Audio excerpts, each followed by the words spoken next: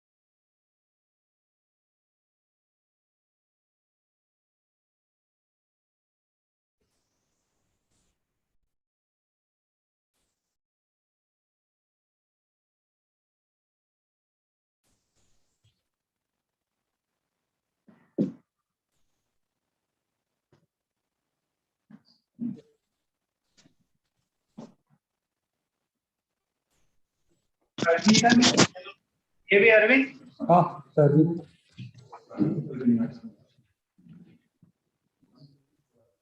1, 3, 4, and 5. AB Arvind, hold on. 1, 3, 4, and 5.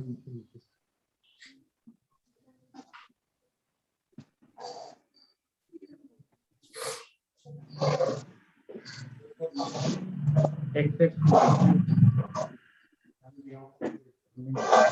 character to reflect her name as counsel for its conduct. AB Arvind.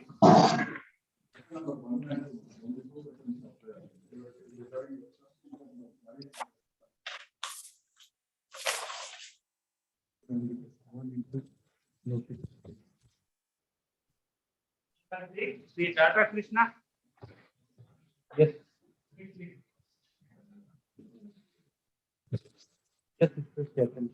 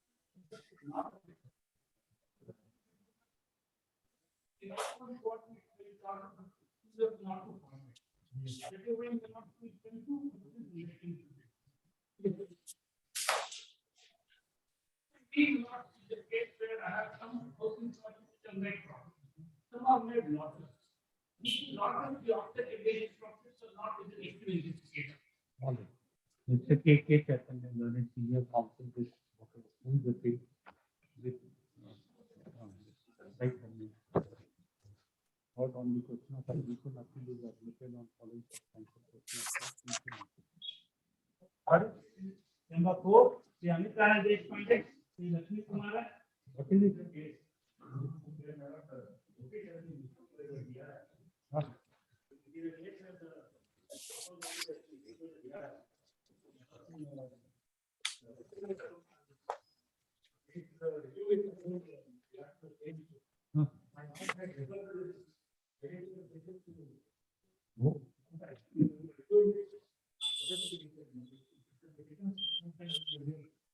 When it is likely to come up, discuss it. I told that yesterday for 2 weeks, 2 or 3 weeks, the accommodation. 10 weeks of March.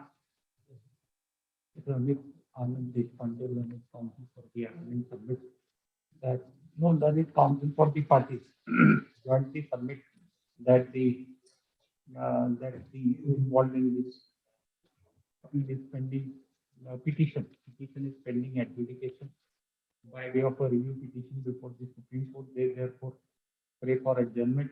The aforesaid submission is taken on record. This on 22nd March 2020.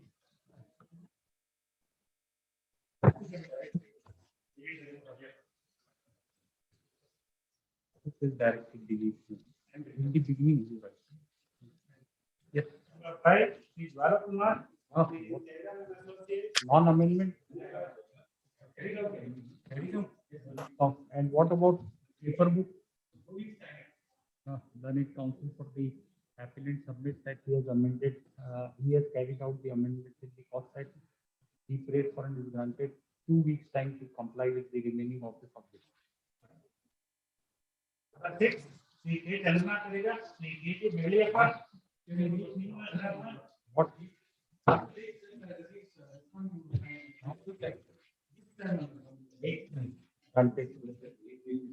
Enable him to take steps for substitution of LRs of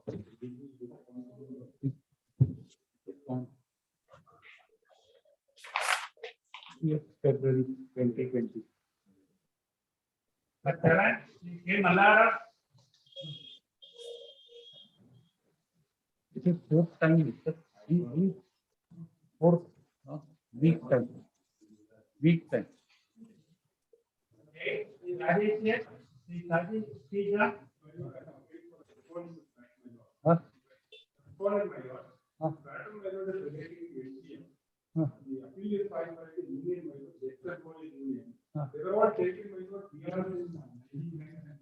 So who is appeal? You are appeal. Hmm. Hmm. Huh?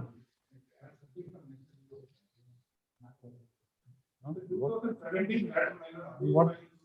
No, what are you praying? You want it next week?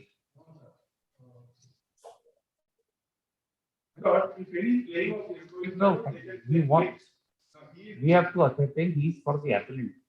What do you want? You want to argue? Ready? Please. Hmm.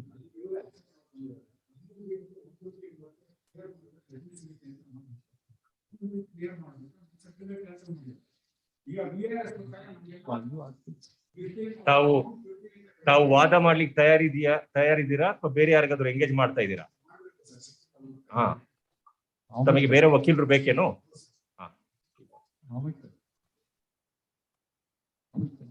ಎಷ್ಟು ಸಮಯ ಬೇಕು ತಮಗೆ? ಸಮಯ ಎಷ್ಟು ಬೇಕು ತಮಗೆ? 4 ವಾರ.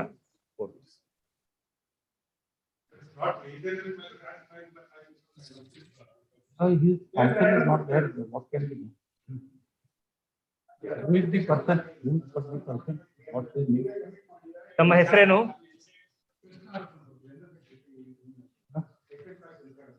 Krishna or General Secretary of the petitioner, Mr. Saji P. John, the counsel for respondent over. Party person pays for adjournment to enable him to engage a counsel. It's after 3 weeks.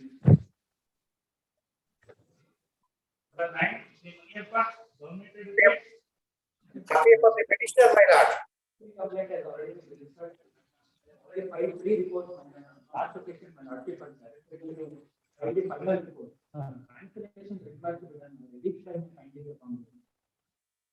Yes, Mr. I appear for petitioner, my lord. Fine. Learned High Court Government SPP, right? You are SPP. SCGP, praise warrant is granted. A week further time. Willing to file the final status report.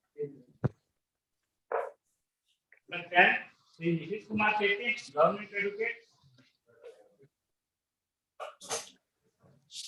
File. Has filed the memo taken on record for reasons of scientific service. Shri Ramesh Shri Upadhyay Shri K T गोविंदगौड़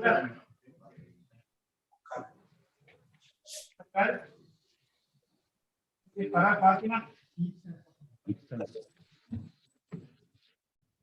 number 13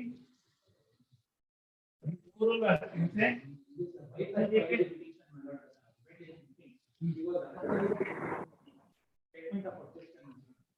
And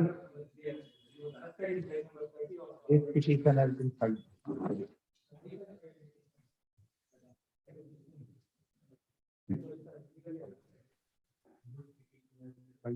What's the name of the husband? All right. This petition has been filed seeking the writ of previous purpose of obstruction of the corpus of husband of the petition, namely Mr. Chand Pata. When the matter was taken up today, learning HGS, whatever, SPGP, invited the attention of this court to paragraph 3 of the status report and submitted that husband of the petitioner has been arrested in connection with crime number 30/2022 by on 27th January 2022 by Uriur Rural Police Station for the offence punishable under section 160 of the IPC and has been released on the same day after executing the bail bond. It is further submitted that husband of the petitioner is not in the custody of respondents. The aforesaid statement which has been made on affidavit is taken on record Nothing survives for adjudication in this writ petition. Accordingly, same is disposed of. To take recourse to such remedy as may be available to her in law with regard to her grievance defense. 14, the Aditya HCGP. I appear for petitioner's counsel. Yes, what happened?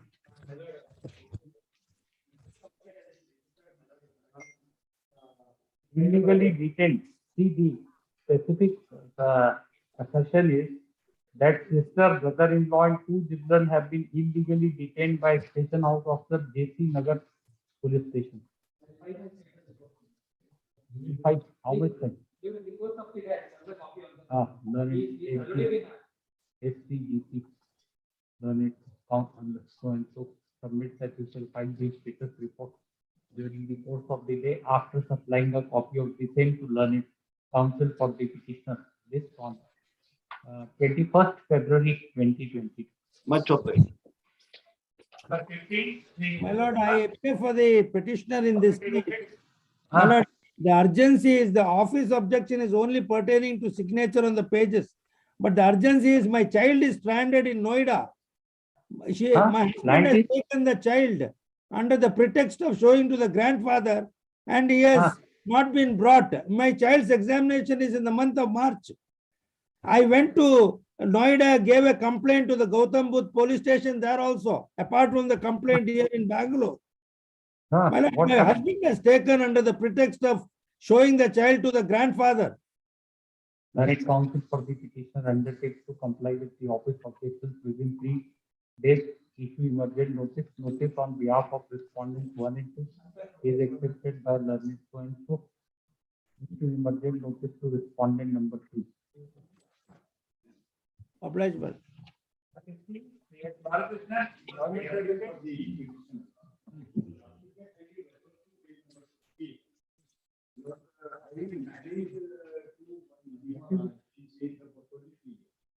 It was registered after What? That's all right. So what? This is UPS purpose. marriage was on 7/2. It was registered in the register office. And she was residing with me. It's a marriage letter. On 13th. So your wife is a right. My wife. Fine.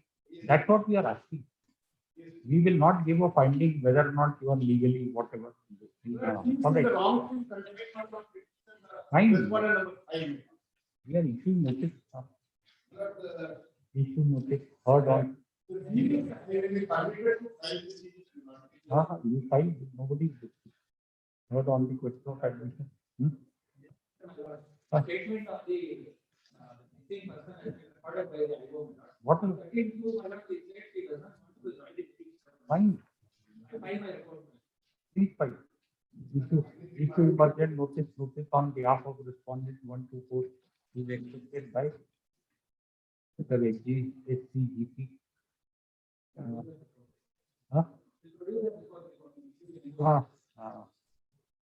Notice to respond number 5. Learned counsel for the learned so and so SCGP undertakes to produce the detainee, namely Mahima Raj. When date? When?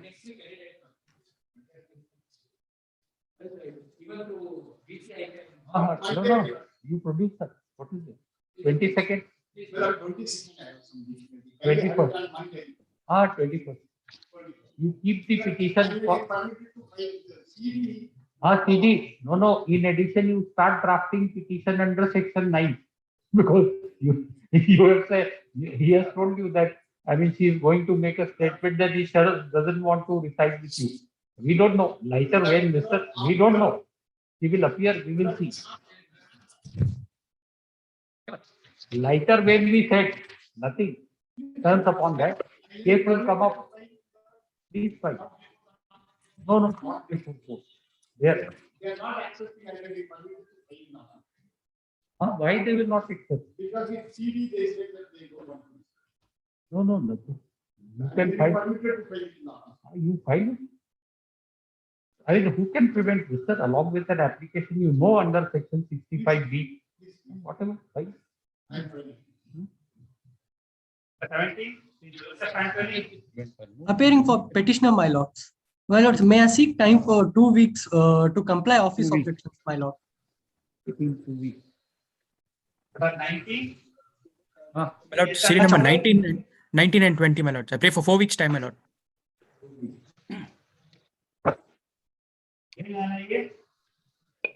Number 21, Shri K.V. Dhananjay. My lords, I appear for the respondents. oh, My lords, this IA has become infructuous, my lords. May I just submit, point out to the order my lords passed in 2016. Counsel for appellant is not present. Counsel for appellant is not present, sir. We are passing it over. Please, Pass over, counsel for appellant is not there. please, my lords. Number 22, Shri Udita Ramesh. Shri T.A. Devendra Babu. I appear for respondent number 1 in this matter, my lords. I appear for respondent number I 2 in this appear for matter. respondent number 1. My lords, I seek 2 weeks time to file my objections in this matter, my lords. I have to retrieve some documents from the bank, my lords. I'll retrieve it and file the objection. What IA? No, my lords, the main petition, my lords. IA has already been disposed, my lords. The IA is allowed and the respondent number 4 is already impleted, my lord, in this case. I am appearing for respondent number 3 and 4, my lord.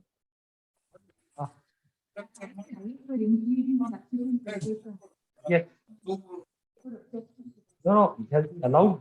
No, he says you should know about your case, right, madam? The other side is saying it is already allowed. It's allowed and the respondent number 4 is already on record, my lord. He also says. Madam, not fair on your part, right? Hearing the matter is listed for this IA only, you are not able to tell us. I mean, see, Mr. Court Officer, whether it has been allowed. Oh, so all right. So 22. Let this petition be listed before a bench in which one of us, like his lordship's name, is not a member. Number 23. S.P. Prakash. Shri Pandurang Naik, Government Advocate. What dismissal of the petition?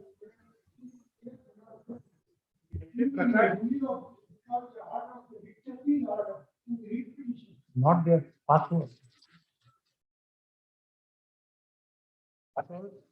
Number 24, Shri P. Narayanappa, Government Advocate.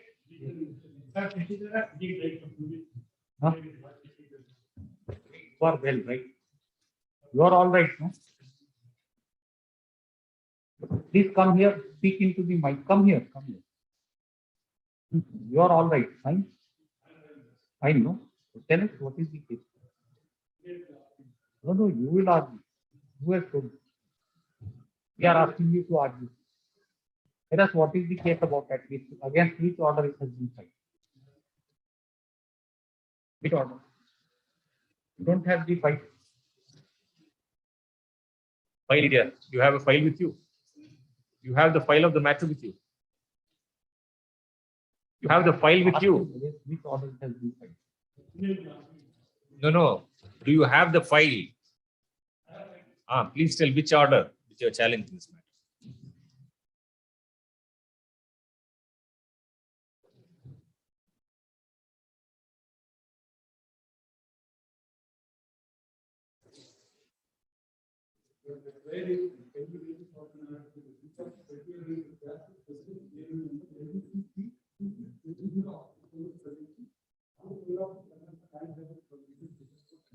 What is the order? Order. What is the order?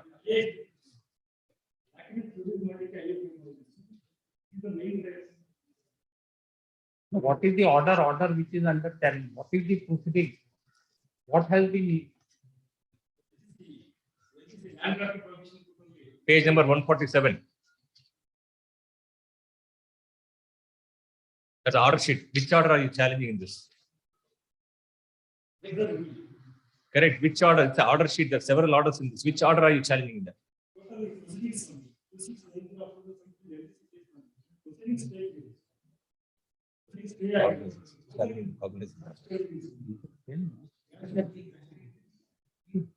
Proceedings are pending in the court, special court. Have you appeared before the special court there? You have filed an objection statement there. Stage of evidence. So how are you aggrieved by that? How are you aggrieved by the proceedings? How are you aggrieved by the proceedings before the special court?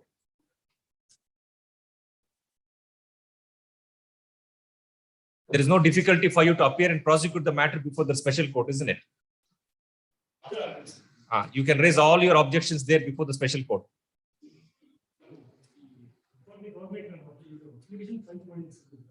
Hey, Mr. English, the language of this court is English, right? English, is it not? What is the official language of this court? Tell us, what is it? Then how can you say? How can you reason? Please speak in English. You are addressing it.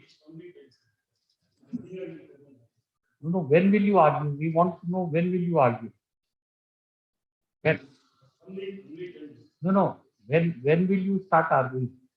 Instead of telling the court that senior will argue. Senior is senior because he has argued, right? When will you argue the case? How many years, Mr.? How many years in the bar? 70. How many years? 4. By this time, at least come ready. Supposing if you would have said that no adjournment, what you would have done? All this proceeding is being live streamed. Anybody can watch from anywhere. What people will think about you that you don't know anything. What's your name? Praise for adjournment on the ground that arguing counsel is unwed. By way of indulgence, hearing is preferred. Let next speak. No adjournment, please come prepared.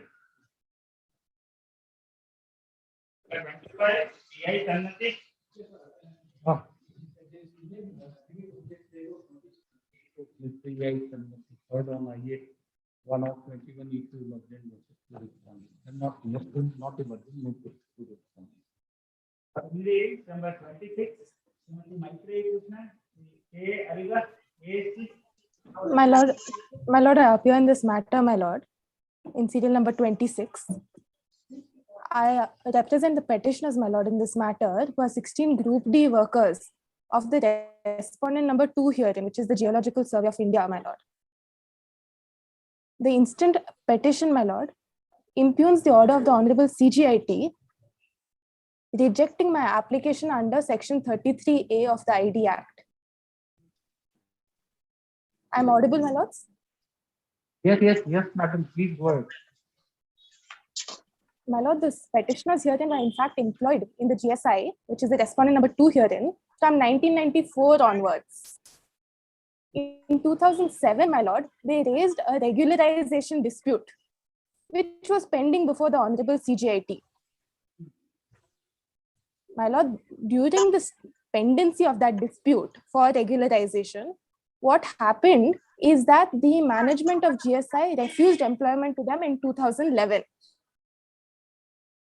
Pursuant to the refusal of employment, my lord, this instant petition was filed under Section 33A of the ID Act. My lord, the contentions were very simple. Yes. Firstly, this is a case of regularization itself.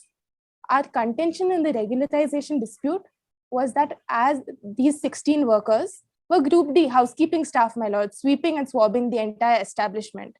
Having been employed since 1997 onwards, the intermediary sham contractor had been interposed into the relationship in the interim, my lord. And while the contractors came and changed, the workers remained the same. So the main dispute, my lord, was insofar as regularization of these workers are concerned. Now, Section 33A makes it amply clear, my lord, that during the pendency of any dispute between workers and employer, there can be no change in the conditions of service, my lord. In fact, 33(2)B specifically mandates an approval application to be filed in case termination is required to be or dismissal for any misconduct is required to be effected. Now, my lord, here there's no dispute whatsoever that there was. Yes, where is the adjudication in your favor that you are employee of respondent? That is the Yes, my lord. question itself. In this, once they are saying respondents that Yes, they my are not your that you are not their employees, the question of regularization does not arise. Firstly, this issue has to be adjudicated. That's what the tribunal has said, that there is no adjudication in your favor saying that you are an employee of the respondent. Precisely, my lord. In fact, in that respect, on the very same day, an award was passed in the main regularization petition as well. That same regularization award, my lord, has also been challenged and is pending before this honorable court in WP 5177 of 2021. My lord, records may have to be called for and the two matters can be taken up together, my lord. This along with for analogous hearing along with WP number, madam? 5177 of 21. My lord, notice may have to be issued, my lord. We will first see that and then we don't know. You should have told us in the beginning, madam, that you started arguing. You should tell us, you should have told us in the beginning that this has to be heard along with the other. I apologize, my lord. Obliged. Yes. Number 27, Sri Ramesh G. Upadhyaya. Yes. Yes. Nobody for responding. Why are we giving 5? Nobody appears for responding.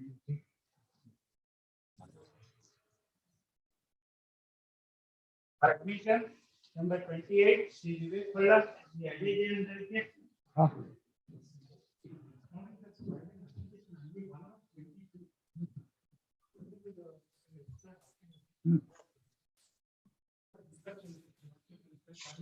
Learned counsel for the applicant week time to enable him to seek instructions and to enable him to file objections to IA 1 of 2022 if so advised.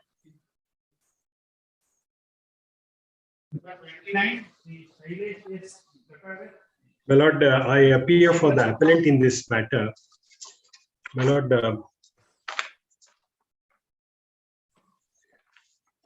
in this matter,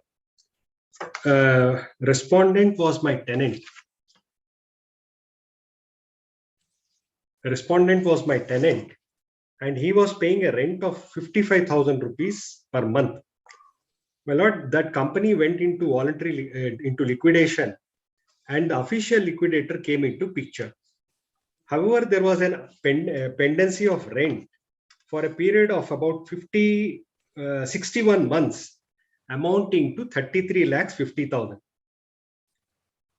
Now, what has happened is I am not aggrieved by the order of the learned single judge. Only a portion of the order is what I am aggrieved. My lord, if your lordship turns to page 21, I would read only one portion and make my submission. Page 21 of the, my lord, in this D, the last 2 lines, my lord, please permit me to read. Official liquidator, after inviting the claims, shall accept the claims of CSI, that is myself, arrears of rents to the extent of 50%, which is quantified at 55,000 rupees per month from 1/4/2011 till the date of handing over of possession, out of which CSI would be entitled, that is the appellant would be entitled to only 50%, which shall be qualified in the following manner. Now, if your lordship sees the table, 33,50,000 rupees is the total rent which is liable to be paid.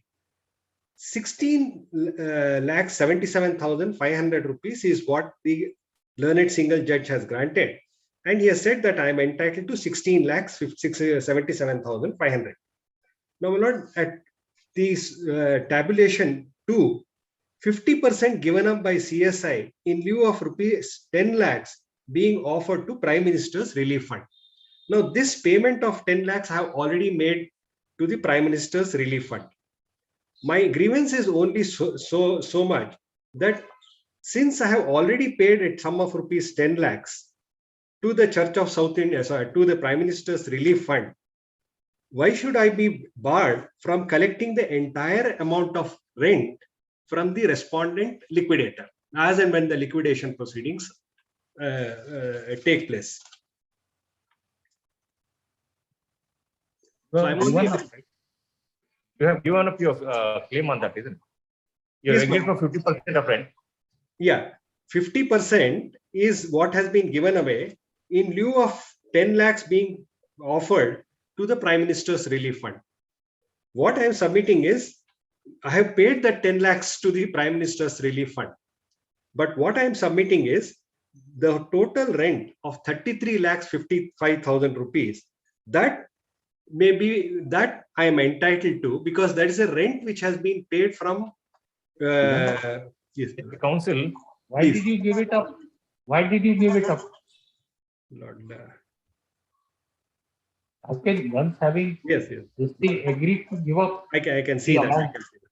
Please, Then understand, you have to, understand. if you are agreed it is wrongly recorded, then you are at liberty to file review. But how an appeal is like?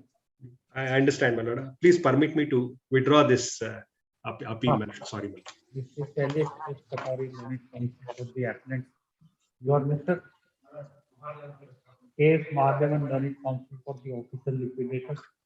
After arguing in the court, Assistant Learned Counsel for the appellant seeks leave of the court to withdraw this appeal with the liberty to assert the order dated 1/4/2016 in a review petition is to advise. With the opposite. May I make one submission, my lord? As and when there is, sorry, my lord, may I make one submission, my lord? Yes, as and when the 16 lakhs 77,000 I am eligible, I may be permitted to make an application, my lord. That balance of rent. I may, 22 so and so, and submit that he should be permitted. He should be permitted to withdraw the amount of rupees 16,77,000. Please, my lord. Right? Say, in view of court's permission, so and so. Needless to state that the appellant shall be at liberty to make an application for withdrawal of the sum of rupees 16 lakhs so and so. Right? Please, then with the aforesaid liberty, then lie below. Aforesaid liberty appeal is dismissed as withdrawn. Please, my lord. Yes, Basura, CH-2, Raghu.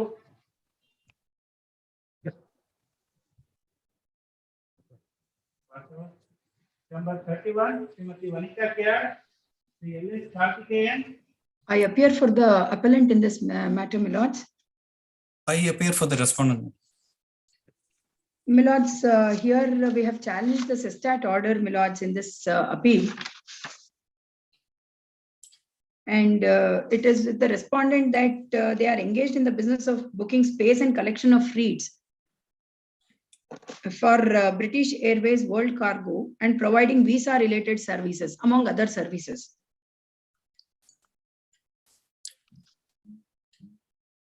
The information that the intelligence has gathered, my lords, that the above activities of the respondent is covered under business auxiliary services. And the amounts of commission received for the services provided by them are leviable to service tax since 1/7/2003, my lords. But they had not paid any service tax on the said commissions which were received by them.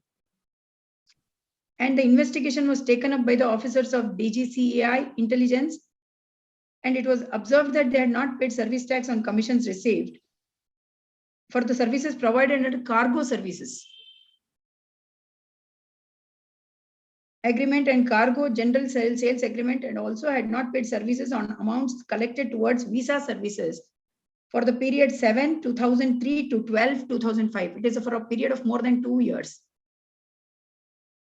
And a show cause notice was issued to them,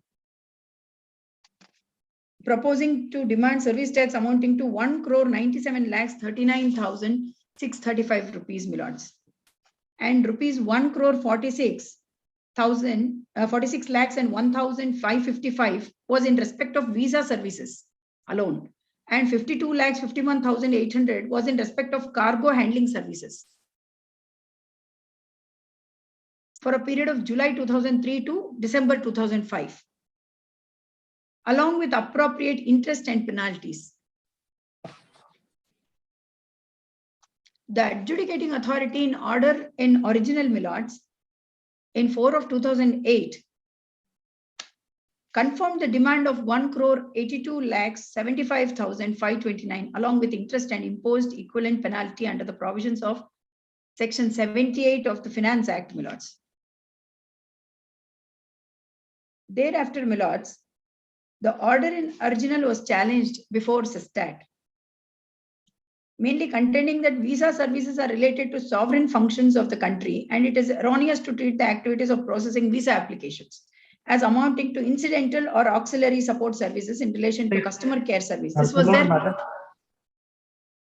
Please, Circular. Please, Millards.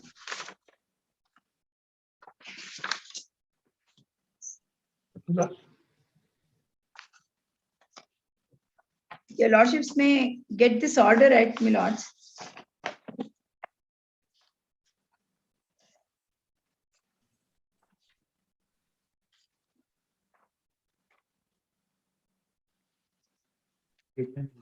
Circular cited about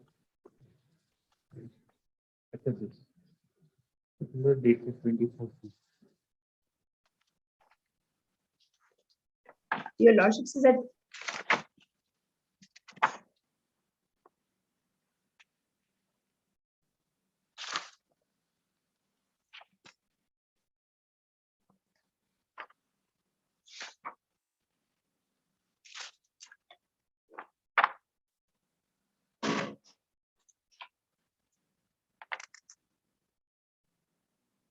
Circular, madam.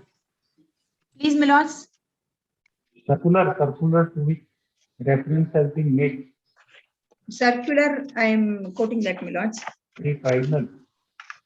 Final. Circular, board circular is 137 of 6/2011, dated 24/2011. Covers only the issue. Your Lordships may. My lords, I have filed a statement of objection, my lord, for the response. It's in page 30. Circular 30 of their statement, my lords. In page 30.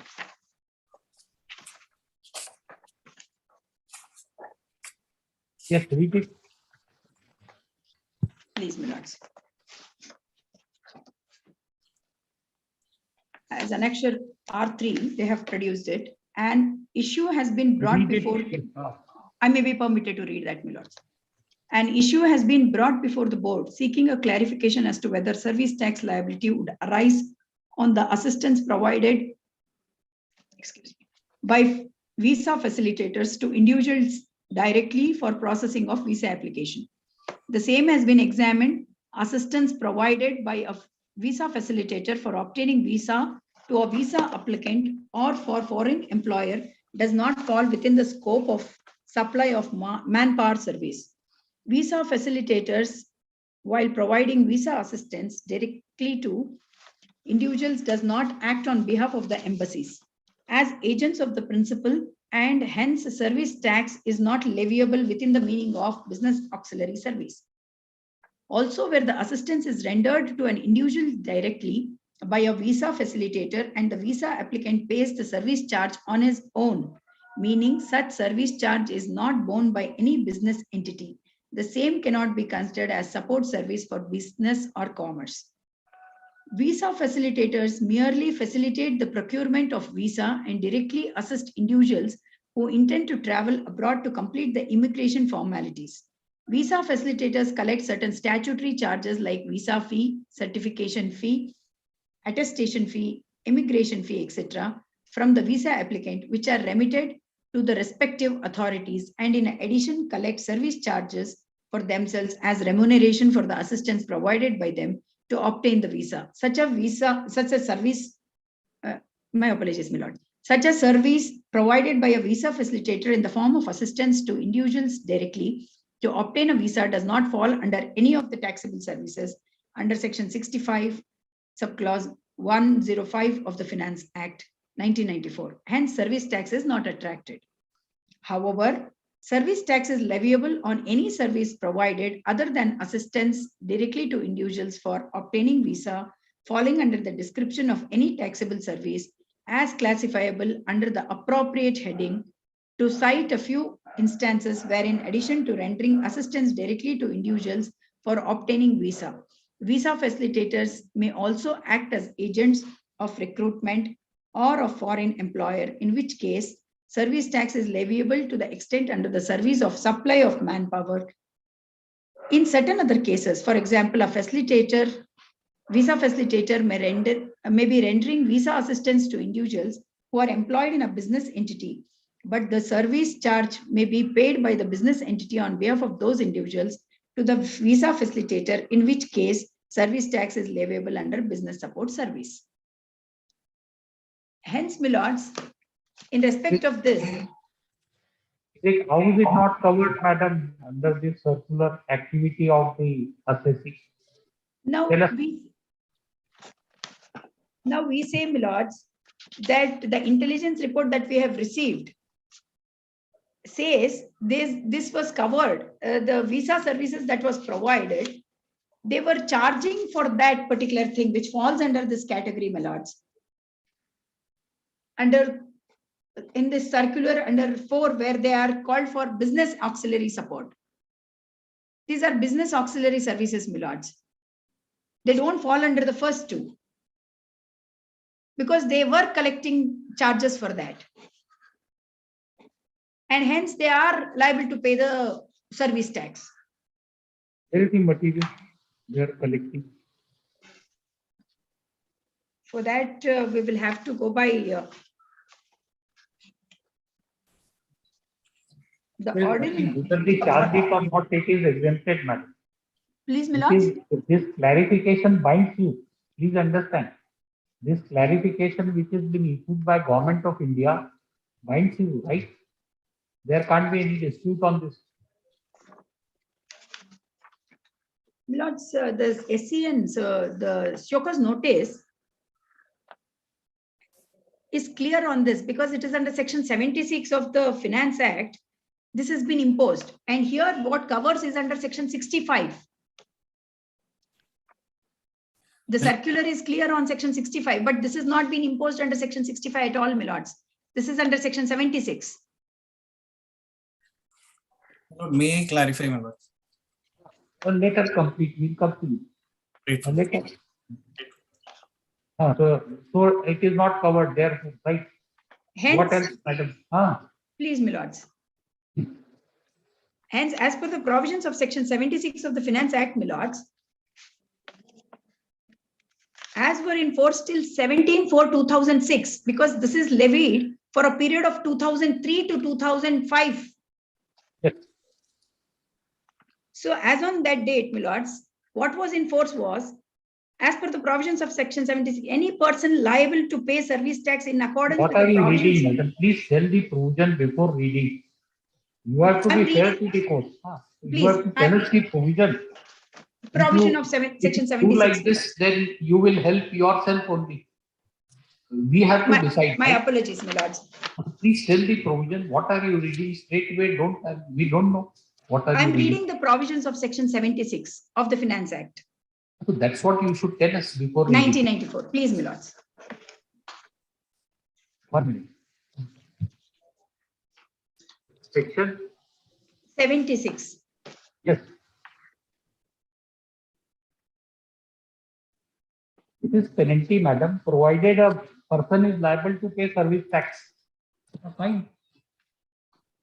What is there? Anybody who is liable to pay service tax doesn't pay service tax, then he has to pay penalty under section 76. But the question is whether he is liable to pay, respondent is liable to pay service tax in view of clarification.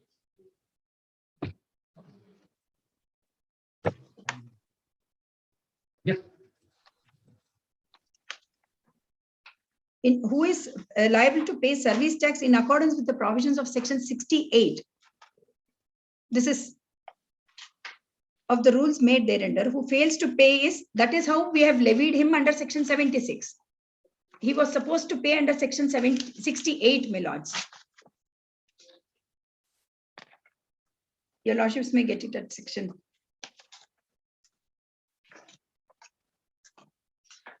Who will have to pay the payment of service tax under 68? I may be permitted to read so, my lords. Yes, yes, go May ahead, I- madam. Please, my lords. Section 68. Every person providing taxable service to any person shall pay service tax at the rate specified in section 66 in such manner and within such period as may be prescribed. Notwithstanding anything contained in subsection 1, in respect of any taxable service notified by the central government in the official gazette, the service tax thereon shall be paid by such person and in such manner as may be prescribed at the rate specified in section 66, and all the provisions of this chapter shall apply to such person as if he is the person liable for paying the service tax in relation to such services. Now, under section 66, who shall pay is specified, my lords. I'll take your lordships to section 66. May I, my lords? See, in view of the clarificatory note in the page number 30, which you just read, please. Even if you are collecting any service, though first of all it is excluded, even if you are collecting any, para 3 excludes that service. Section 68, 66 and 76 would come into play only when you establish that he is a person liable to pay the service tax, which by virtue of this notification completely excluded. My lords, my only submission before your lordships will be that the show cause notice which is issued to them for show cause notice is issued on a presumption that is a person liable to pay the service tax. Service tax But during this 2006. clarificatory note says that he is not a person liable to pay the service tax. What's your answer on that? How do you get over this clarification? My lords, Whether this clarification applies to this case or not? my submission is it doesn't apply because, How? my lords, How? yes, please, because by the time this order in original was in hand, we still stand by the demand notice that was sent, was under section 66 for the services that he had rendered. Here, my lords, but in the order that which we have challenged before your lordships, is after the issuance of this R3 circular, which is at your lordship's hands, placed at your lordship's hands by the respondent. My lords, my only submission is he falls under 4, where the business auxiliary services are under this circular are charged. He doesn't fall under first 2, 3 categories.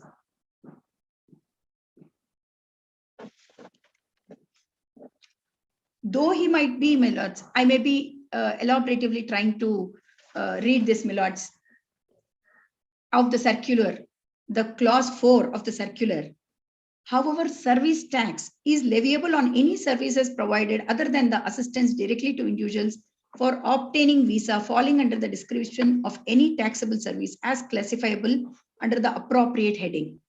To cite a few instances, where in addition to rendering assistance directly to individuals for obtaining visa, visa facilitators may also act as agents of recruitment or of foreign employer, in which case service tax is leviable to the extent under the services of supply of manpower.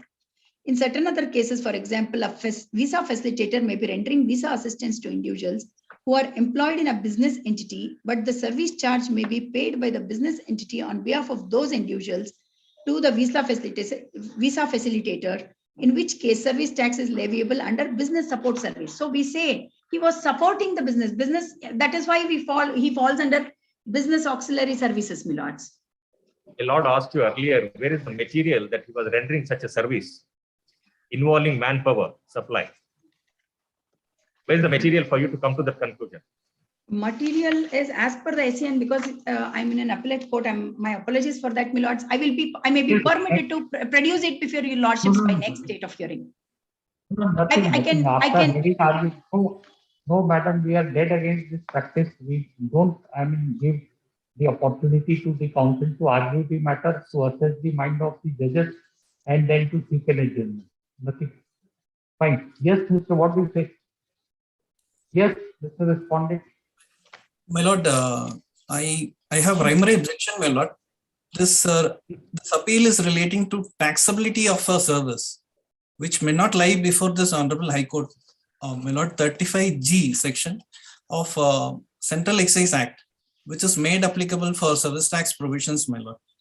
So that where the question, the order in dispute is relating to determination of a taxable service, taxability of an activity.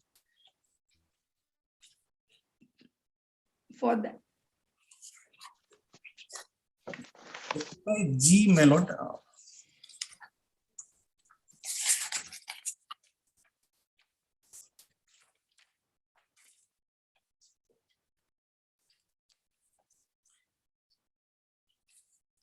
My lordship has that, my lord. May I read, my lord? Okay. My lordship, 35G, subsection 1. An appeal shall lie to the High Court from every order passed in appeal by the appellate tribunal on or Okay, after. got it. Got it. Well, Does not pertain to rate of duty of excise or to the value of goods. Therefore, yes. not. And What else? 35L, my lord. 35L is appeal to Supreme Court,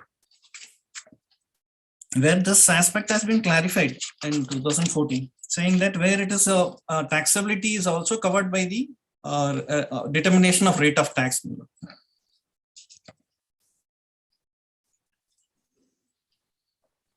My lordship may see subsection 2 of 35L. The determination of any question having a relation to the rate of duty shall include the determination of taxability or excisability of goods for the purpose of assessment. So here the question is whether the services provided by the respondent towards facilitating obtaining visas by individuals, whether it is taxable or not, my lord. This is the basic dispute. Fine. We got it. So what are the nature of services provided by the? My lord, as far as this activity is concerned, my lord, the order is relating to two activities. One is cargo handling service, which is not a subject matter of dispute in this case, my lord.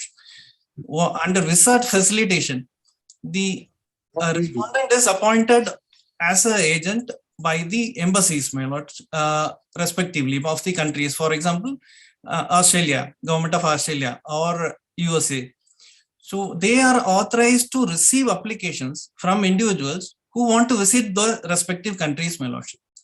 The respondent, what the activity is like, they receive the applications from individuals, process it, keep an account of the same, collect their passports and other documents, forward it to the respective embassy, my lord.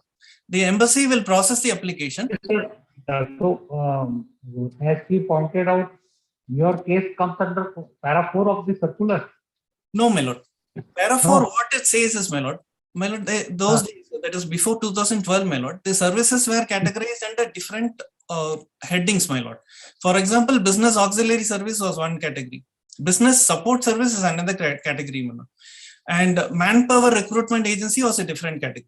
So manpower recruitment, for example, my lord, what happens? I will find a job for a person, or I will act on behalf of a foreign employer. Right, we need not go into this question, right? Yes. This appeal. Fine. Not be present. So in the demand has been raised in the category called business auxiliary. Fine. Yes. We are not going into, we are holding that it's not mentioned. Right. Grateful. I am grateful. Not be present.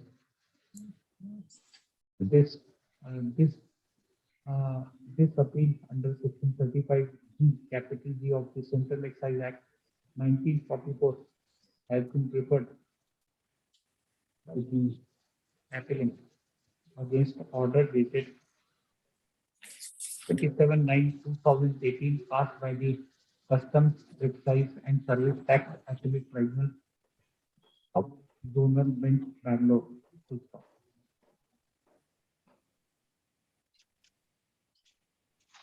By which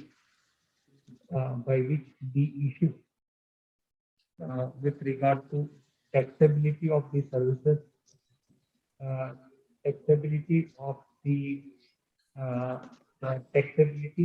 of services provided by the respondent, namely visa-related services, has been answered in favor of the respondent. when the matter was taken up today, the counsel for the respondent raised an objection with regard to maintainability of this appeal. When it counsel for the appellant submitted that the appeal is maintainable before this court. Paragraph. We have considered the submission made by learned counsel for the parties and have produced the relevant statutory provisions. Section 35G within bracket capital 1 of the Act reads as under quote page 86 bottom. Right. Thus, from the result of the aforesaid provision, it is evident that in an appeal preferred under the aforesaid provision, this court can determine any question relating to the rate of duty of excise or to the value of goods for the purposes of assessment. It is also pertinent to mention here that the issues with regard to rate of duty, including the determination or taxability, or excisability of goods for the purposes of assessment can be gone into an appeal preferred before Honorable Supreme Court. The relevant provision reads as under 35L within bracket 2, page 89, right? Paragraph. From the perusal of the order passed by the adjudicating authority in original as well as by the tribunal, it is axiomatic that the dispute in this appeal pertains to taxability of the services provided by the services, namely services provided by the respondent with regard to services provided by the respondent, namely visa services. Therefore, the aforesaid issue cannot be raised in an appeal. Therefore, the appeal is not maintainable before this court. The same is disposed of with the liberty to the appellant to take recourse to any remedy which is possible to it in law. Accordingly, appeal is disposed of. My job. I'm grateful, ma'am.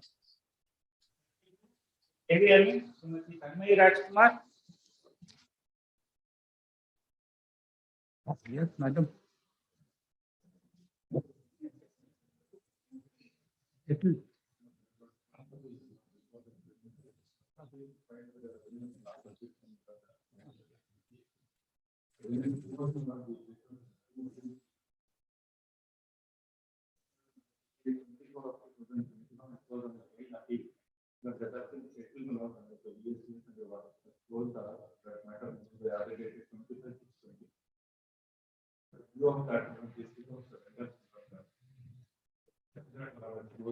ITA number?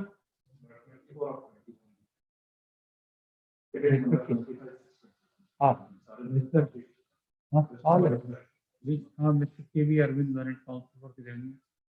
With my know about Learned Counsel for SSC, Learned Counsel for the party jointly submit that in view of order dated 25/6/2021 passed by this court in ITA number 24/2021, nothing survives for adjudication in this appeal.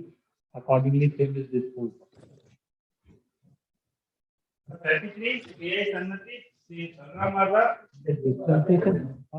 Dispensation IA is allowed. Dispensation IA is allowed.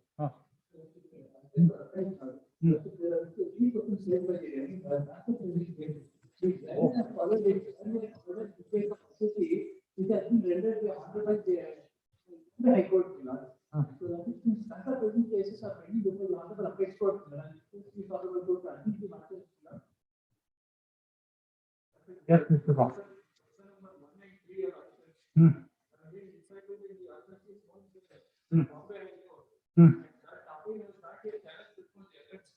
No. Please supply copy to them. Yes. Mr. E.I. Sadmati, Learning Council, Mr. Balram R. Rao, Learning Council for SSC. Learning Council for the SSC submits that a substantial question of law number 1 and 3 have been answered in favor of the SSC by Bombay High Court in IPA number 1120/2014, by judgment dated 15th of December 2015.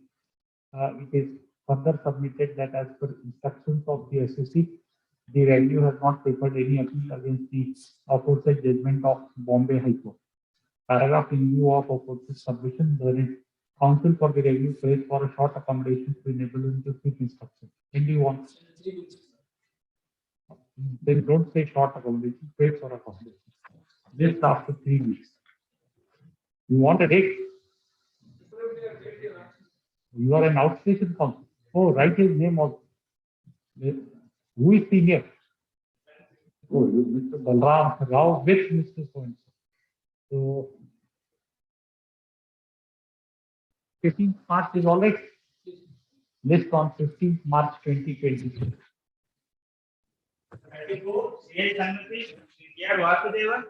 My lord, appearing for the respondent. 2 and 4.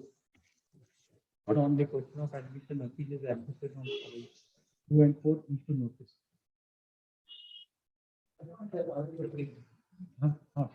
Notice on behalf of is accepted by Mr. Ankur Pai. Ankur Pai. Yes. I remember your name. Yes.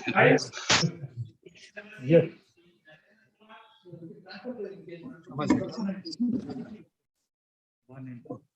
Issue notice on behalf of respondent is accepted by Mr. Narendra Kumar Jain.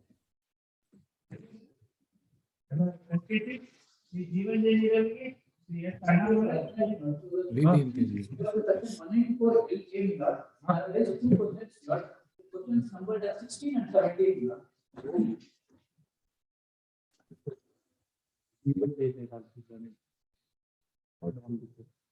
16, 17. Notice on behalf of respondent. Mr. S. Annabulai. Mr. B. Sridhar, right? V. Sridhar. No. Chandrasekhar, sorry. Mr. V. Yes, Chandrasekhar. Except on behalf. Office is directed to respect his name. Yes. 37. The KV Elvin. In the Kannai Rajkaman.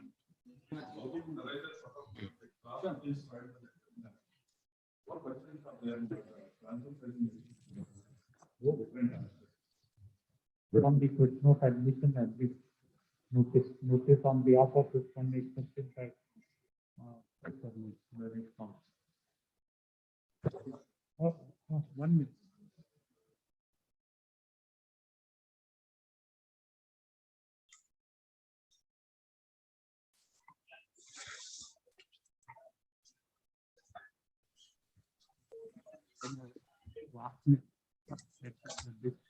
What program is taking place at training module containing judicial service? What are the subjects for PTS? Civil and criminal subjects.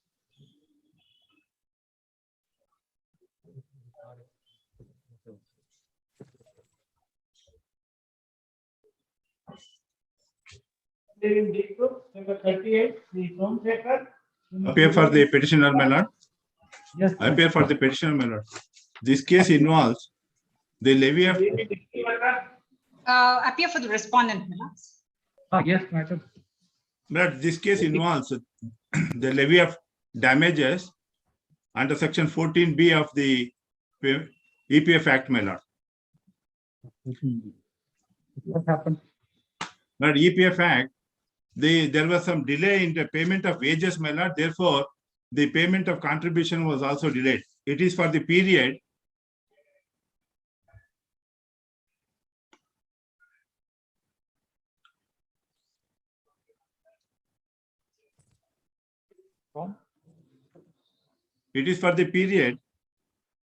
April 13 to January 2015, my lord. The notice is at page 55, my lord. Notice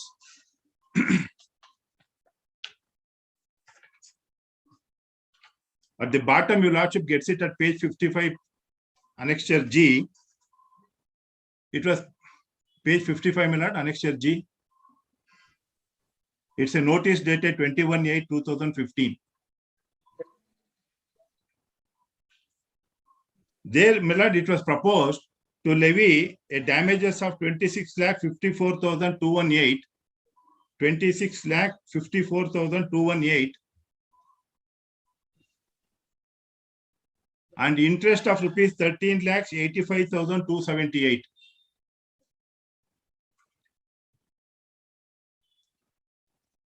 But out of the damages of this interest, my lord, 13,85,278, I have paid the entire interest amount, my lord, page 66 K1. Interest amount is fully paid. Page 66 K1, my lord. The challan I have produced, I have paid the page 66 annexure K1. I have paid the entire interest. Now regarding damages, my lord, may I submit, my lord, while admitting this writ petition, this honorable court directed me to deposit 50% of the amount on 22/9/20. I have deposited 13,27,399. That I have filed a memo before this honorable court, my lord.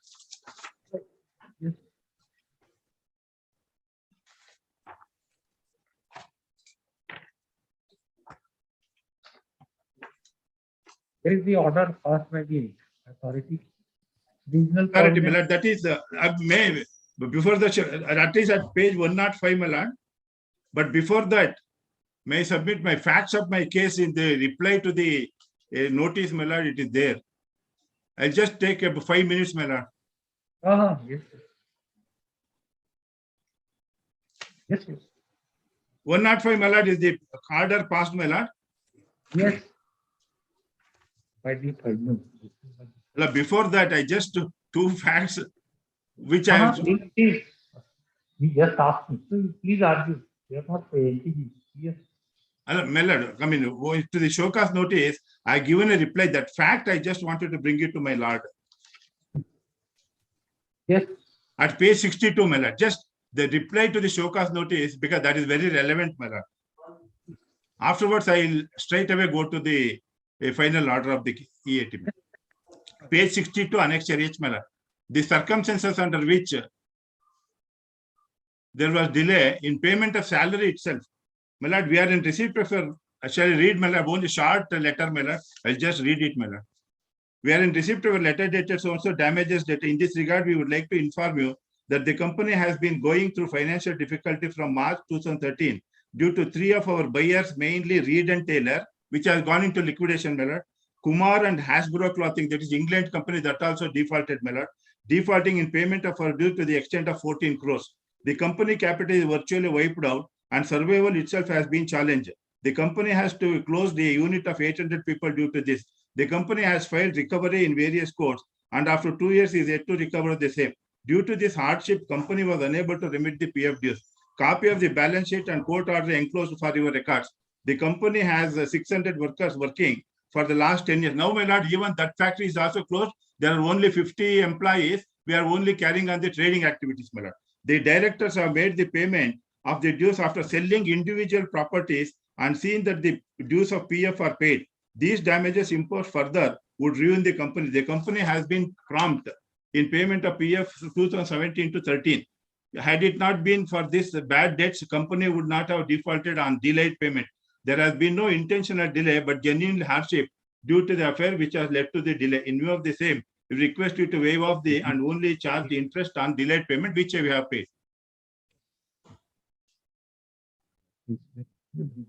Written in detail about scope of 14B, etc.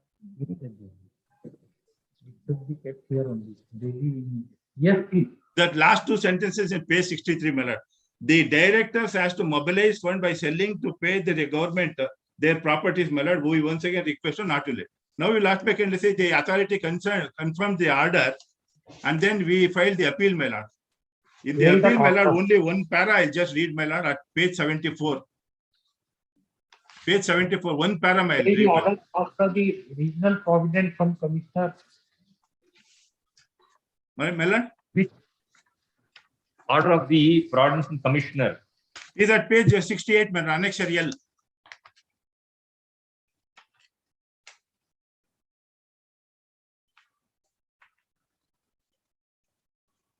At page 70, my lord, third line I will read. Page 70, relevant is the plea, third line, my lord, on page 70. The plea of the establishment regarding financial setback due to non-payment of their debtors cannot be a sufficient ground for non-payment of statutory dues in time. Every establishment in its business goes cyclical. This is not a cyclical matter. All the three companies defaulted. They went into liquidation. They have not paid the amount. It is not like a cyclical thing, what the authority has said. Therefore, the authority has confirmed the order. Now, my lord, I have filed the appeal. The appeal is at page 72. Just one paragraph. Again, I have reiterated at page 74, my lord, that the three companies defaulted. Therefore, there was delay in payment of salary. Therefore, the payment could not be made. Now, you let me kindly at page para B, and shall I read, or because that's the only reiteration of what I have replied, my lord. Now you let me kindly say, come to the operative portion of the order, my lord. At page 105, the relevant page would be at page 110, my lord. Page 110.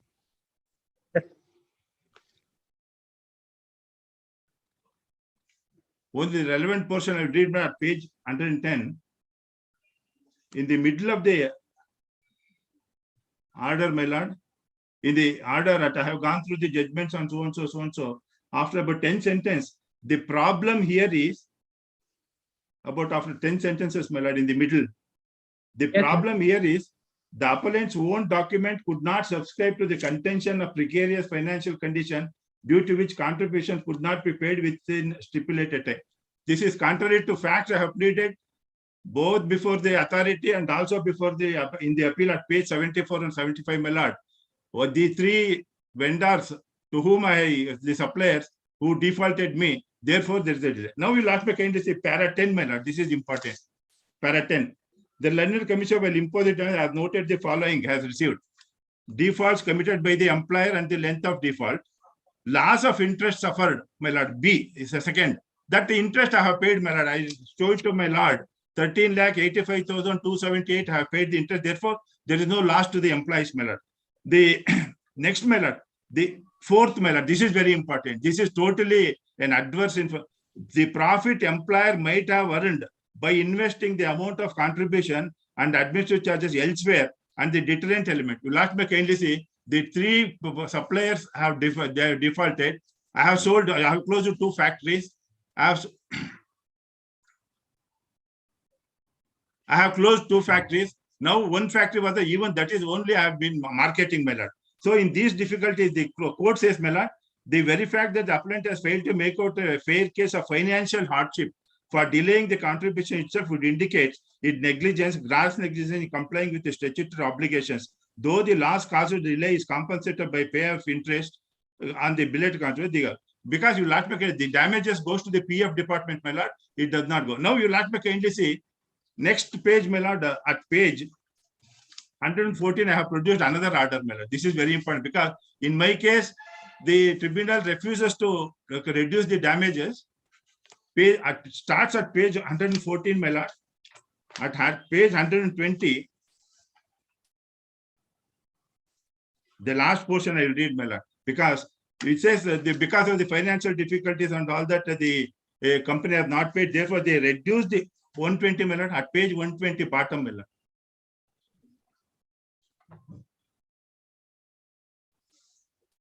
It reduces from 7,14,000 to 4,28,000. My lord, my request prior to this honorable court, my lord, if I am allowed, I will refer to the various judgments. I think it is not necessary. My lord, because of these difficulty, companies in debt, they have paid 50% of the amount, my lord, damages. Therefore, if it will be confined and the case is closed, we are very grateful to this honorable court, my lord, because the company is in real difficulties. What citation? My lord? Citation you are referring to, what citation? Citations are there, my lord. If you look at that page, I have filed it on 2110, my lord. No, please argue the way you want to, Mr. We are not preventing you. Please understand. Nobody prevented you from citing authorities. Please, you are saying if you want. I mean, we don't want anything. We will decide. The loss will be yours. Yes, ma'am. Don't know. The financial regarding financial, on 10/9, I have produced the list of authorities, my lord. 10/9. On 10/9/2020, I have filed the list of authorities. Yes. The first authority is, my lord, the division bench judgment of this honorable court of 1973.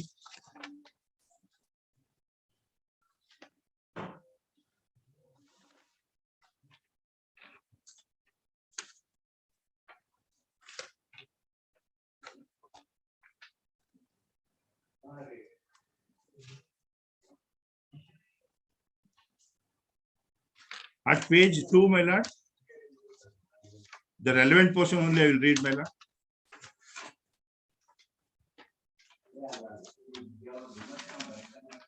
Page 2, my lord. Just 1 minute.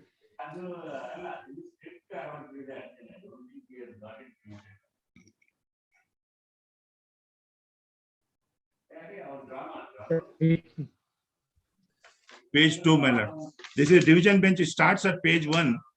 Mysore Bangle Works, my lord. Division bench judgment. Yes. Under section 14B. The last para I will read, my lord, at page 2, my lord. Ink page. We find from the schedule. Shall I read, my lord? We are at the paragraph. Please read. We find from the schedules appended to the impugned notices in these two petitions, the computation of damages payable by the petitioner appears to have been done in a mechanical way, contrary to the letter and spirit of 14B of the Act and the observations of this court in the decision referred to above. We are of the opinion that while assessing the damages under section 14B of the Act, the government is bound to take into account the explanation given by the employer regarding the delay in payment of the provident contribution, etc. The default on the part of the employer may not be willful but innocent. Sometimes the reasons for the default may be beyond the control of the employer, such as strikes, lockouts, political disturbances. In our case, my lord, the sellers have not paid the amount up to about 25 crores, my lord. It is not possible to enumerate exhaustively all acts relevant, all such relevant matters which may have to be taken into account in determination of the damages. The government has to make the adjudication in a reasonable way. The large number of cases in which such adjudication has to be made itself is not a ground to adopt a mechanical process. Well, our next judgment is the Supreme Court judgment in a HMT case, my lord, at page 3 starts, my lord. It is under the Employee State Insurance Act, my lord, where section 85B of living damages is almost similar, my lord. In this regard, I will just refer to at page 5, my lord, para 21, my lord. Page 5, para 21. Para 21, my lord. A penal provision should be construed strictly only because a provision has been made for heavier penalty. The same way itself would not lead to the conclusion that penalty must be levied in all situations. Such an intention on the part of the legislature is not decipherable from section 85B of the Act, which is similar to 14B, my lord, in PFR. When a discretionary jurisdiction has been conferred on a statutory authority to levy penal damages by reason of an enabling provision, the same cannot be construed as imperative. Even otherwise, an endeavor should be made to construe such penal provision as discretionary unless the statute is held to be mandatory in character. At paragraph 25, my lord. The statute itself does not say that a penalty has to be levied only in the matters prescribed. It is not a case where the authority is left with no discretion The legislation does not provide that adjudication for the purpose of levy upon proceeding would be a mere formality, or imposition of penalty is also a computation of the quantum thereof became a foregone conclusion. Ordinarily, even such a provision would not be held to providing for mandatory imposing of penalty if the proceeding is an adjudicatory one or compliance with the principles of natural justice is necessary thereunder. Existence of mens rea or actus reus to contravene a statutory provision must also be held to be a necessary ingredient for levy of damages and for quantum thereof. My lord, in this case, mens rea is that the suppliers defaulted. My lord, next judgment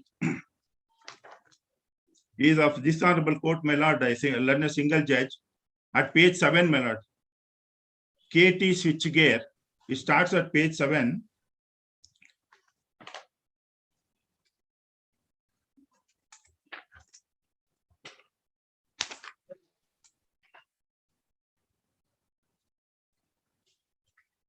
Relevant para, my lord, at page 7, it refers to the HMT case, my lord, at para 22.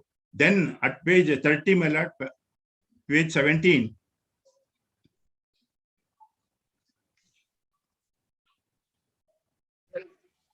Page 16, bottom, my lord, para 20, having regard to the decision of the apex court and also having regard to the provision section 14B of the Act, I am of the opinion that the Commissioner of the Provident Fund in the matter of levy has a discretion to levy lesser rate of damage depending upon the mitigating circumstances placed by the employer before the Commission. However, discretion does not extend to waiver of damages. Then, my lord, the next judgment is of the Kerala High Court, my lord, starts at page 18, a division bench of the Kerala High Court, my lord, in respect of 14B damages. Page 18, my lord. Kerala Division Bench Judgment Court. Regional Provident Fund Commission versus Harrison's Malayalam. Yes. The relevant para, my lord, is para 26, my lord. Just read para 26, my lord, page 23. Para 26 at page 23. In the present case, the welfare legislation intends to provide a succor to employees after superannuation on the form of lump sum provident fund payment, the contribution to which are statutorily prescribed to be made from the side of the employee to, as also the employer. During the course of the service period of the employees, the farmer has deductions from the salary payable. The welfare state has come forward to provide such succor to its citizens in the eve of their leaves to ensure security of retirement, even which event diverts them of a steady earning and disables them from any further employment by reason of only age. The adjudicating officer conferred powers under such an enactment to impose penalty as a measure of deterrence on defaulting employers cannot be concerned solely with augmenting or enriching the coffers of the fund alone. The employee, I stop here because the damages do not go to the employees, my lord. It goes to the PF department. Because only contribution interest goes to the employees, the damages goes to the coffers of the PF department, my lord. The employer may have reasons beyond his control which led to the default. In this case, my lord, the supplier defaulted. That is why the prior and subsequent conduct of the employer becomes a significant aspect. Financial difficulties are not always the one's own making. An establishment crippled with financial difficulties cannot be burdened with penal consequences by way of damages so as to sound the death knell of the establishment itself. The survival of the employer and the establishment is equally important for the employee too. My lord, the next judgment is a judgment of this honorable court, my lord, at page 25, Kirloskar Electric Company.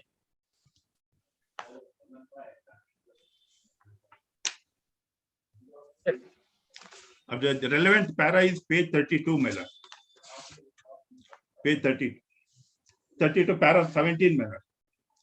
Applying the very same principle to the provisions of EPF Act 14B and paragraph 32 and 35 of EPF, which cannot but be construed as being directly and not mandatory. While the levy of damages by way of penalty is discretionary and not imperative in all situations, and the use of the words may recover in 14B, the legislature having limited the jurisdiction of levy damages not exceeding the arrears, the said section must be construed regard being had to the language you have deployed and not rehearsed the same. The paragraph 32 and 30B cannot be overriding effect of 14B of legislative provision. In the view taken by the Apex Court in HMT case Supra, I have referred, my lord, in the ESI case, existence of mens rea or actus reus to contravene section must be held to be a necessary ingredient for levy of damages and for quantum thereof. My lord, here the mens rea is that the company was in problem because they supplied it up. Then last judgment, my lord, in this regard is at page 34. Car scanner versus the Employees Provident Fund partner. This only I am referring, my lord, this judgment, para 2. My lord, as I said, my lord, the contribution and the interest goes to the employees, but the damages levied goes to the Provident Fund. No doubt the Employees Provident Fund is a beneficial piece of legislation, but where adjudications are made by the department of the so-called complaints against nameless, faceless people, then the object is not to enforce a wasteful legislation, but to use the act for enriching the organization. The court is informed that the organization is sitting over a corpus of more than 55,000 crores, and there are no claimants since the beneficiaries were not identified. Since most of these persons are workmen and not very well paid, the corpus would not swell every year after if the beneficiaries are identified. What I am subjecting, my lord, the damages will go to the corpus of the PF. It does not go to the employees. Therefore, in this case, discretion may kindly be exercised, my lord. At least on the 50% I have deposited, if the petition could be closed, my lord, the employer will be saved from the further disasters, my lord, which he has lost industry, everything. Much obliged. Yes, May I madam. make submission, my lords? Yes, yes, please. My lords, firstly, my lords, the submission of my learned friend that it does not go, the damages, the amount collected from damages does not go to the employees and it goes to the fund. My lords, the Employees Provident Fund works on a fund which is created, my lords. It is like a pot. We put in all money into that pot, and when claims are made, my lords, we give it from the pot. It is not as if, my lords, all these employees pay on time. They do not pay on time. But we have to, my lords, pay to the employees on time. Otherwise, we are liable to pay interest. And since we are a social security organization, my lords, we see to it that the amount reaches the employees, whether or not these employers, my lords, pay.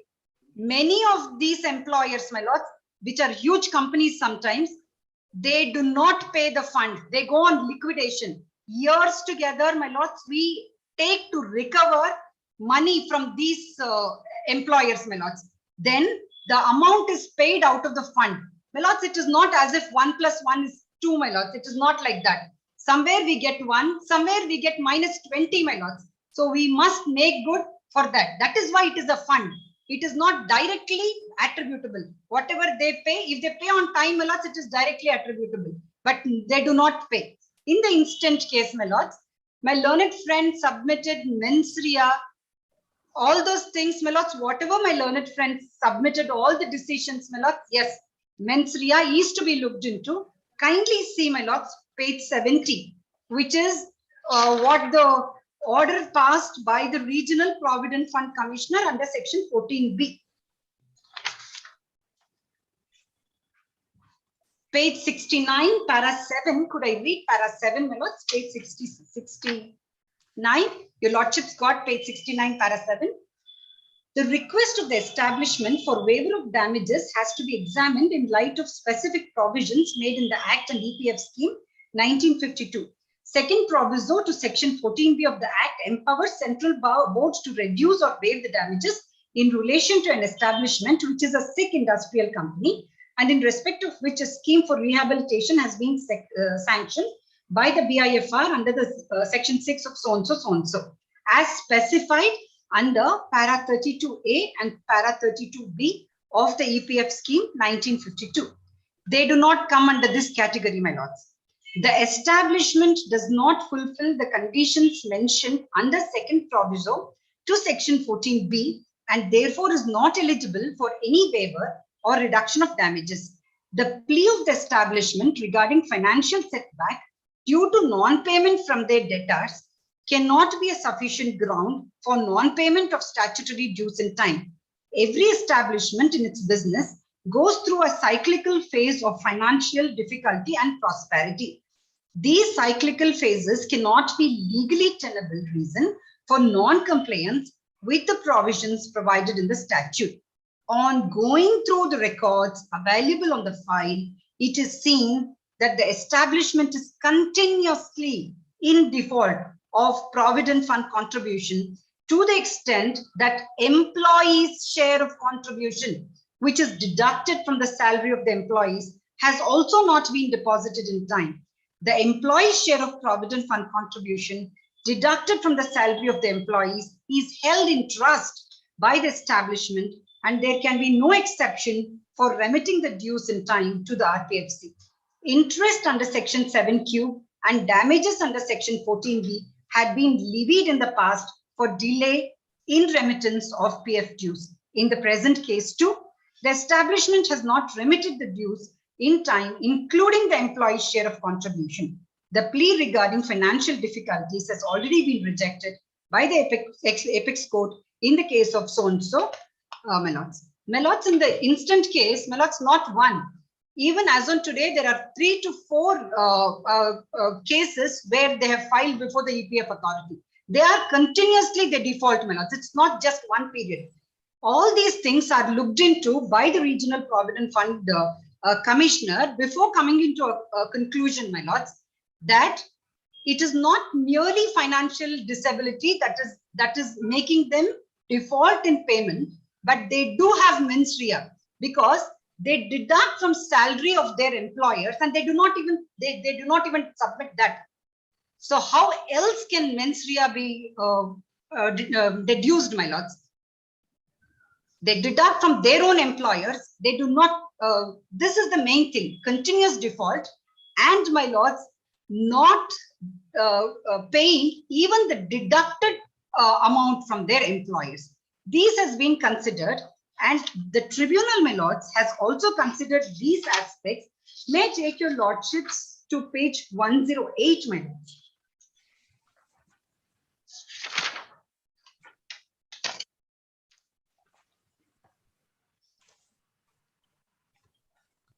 Para 7, my lords. Your lordships got it, my lords. Para 7, page 108. Yes. Srimati so-and-so respondent submits that for years the appellant had withheld the employee's share after deduction from their salary, thus misappropriated the employee's wages, and they're not entitled for any leniency in the matter. Along with her submissions, has produced copy of the final order extracted through internet that company petition filed by the appellant against Reed and Taylor India Limited and the other company petition filed by so-and-so and Messrs. Kumar so-and-so are already disposed of, and the appellant is in receipt of its dues from its customers. Placing reliance on the judgments of Apex Court in Hindustan Times versus Union of India, so-and-so, it is submitted that financial problem or indebtedness are not legal grounds that can be urged for seeking waiver or reduction of damages. My lords, they say the dues were from these 3 companies which were disposed much prior to non-payment. So those could not be a legal ground to seek exemption from payment of contribution, a statutory contribution, my lords.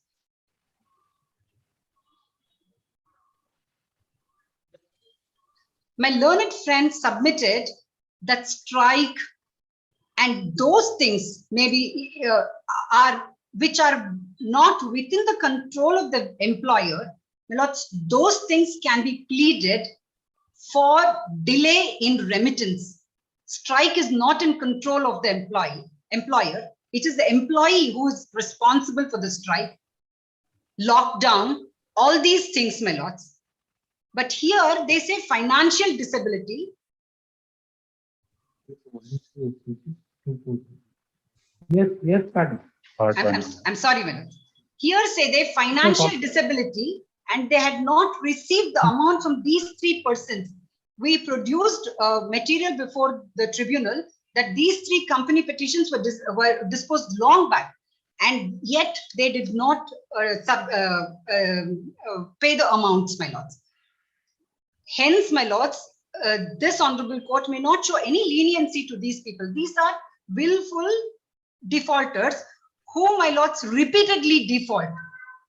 And hence, my lords, I plead that the order passed with the tribunal and the Regional Provident Fund Commissioner has been, all the aspects, including mens rea, is taken into consideration, and the order has been passed, my lords. Well-reasoned order, opportunity has been given, and I pray, my lords, no leniency, my lords. It is a small amount, my lords. They produce documents showing 3 crore bad debt write-off in the additional document. When they can write off 3 crores odd, my lords, ours is a small contribution. This is not very huge for a company like them, my lords. They need not seek for leniency in this matter, my lords, is my submission. Oblige, my lords. My lord, in reply, only one sentence, my lord. Except for the period April 2001 to January 2015, they have not produced any document. I have defaulted subsequently also, my lord. And that I have not received even a single pay from those 3 companies, which is a contention of the appellant, which is recorded in para 7. My humble submission, my lord, the 50% we have deposited, at least that can be taken, and the case may please be closed, my lord. That's all, my submission.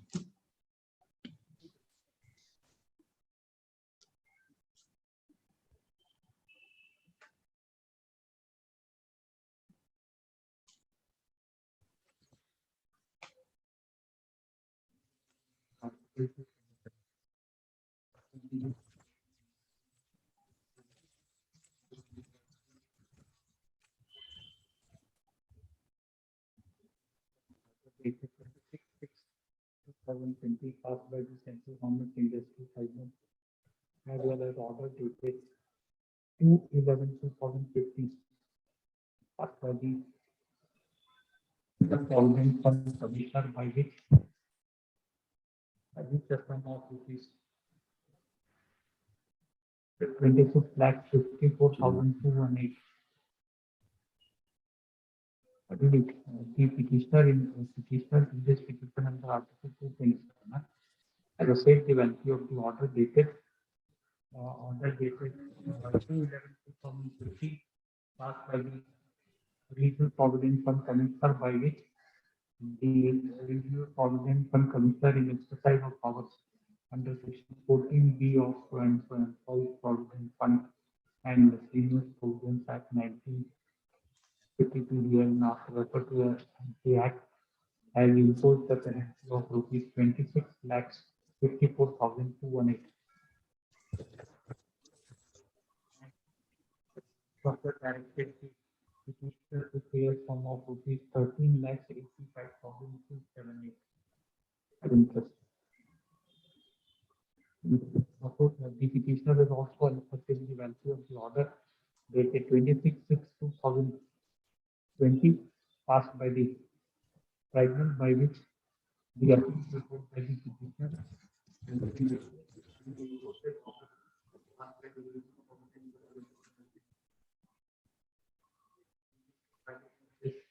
petition in nutshell are that the petitioner is engaged in the manufacture of ready-made garments, mainly trousers. The petitioner, the employees of the petitioner are covered under the provisions of the Act.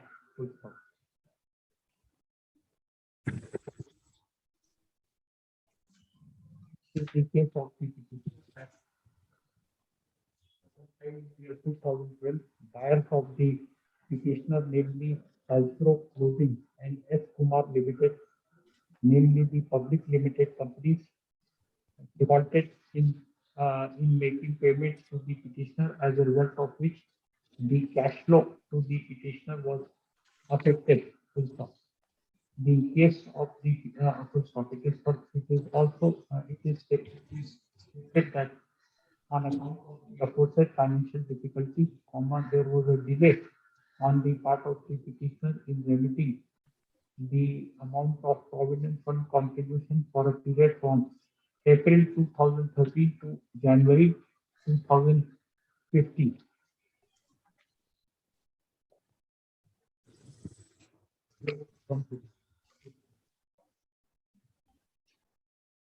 Provident Fund Commissioner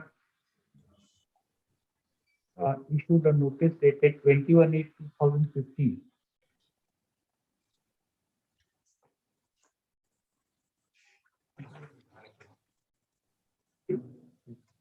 Page 55. 21/8/2015 by which to the petitioner, by which the petitioner was asked to show cause as to why 6,54,218 did not impose as damages under section 14 of the Act, and the petitioner did not directed to pay a sum of rupees 13,85,278 as interest. Submitted a reply to the in which inter alia it was pointed out that on account of that debt, the petitioner reported there was a delay in remitting the amount of provident fund contribution for a period from April 2013 to January 2015. Paragraph. The Regional Provident Fund Commissioner, however, by an order dated an order dated 2/11/2015.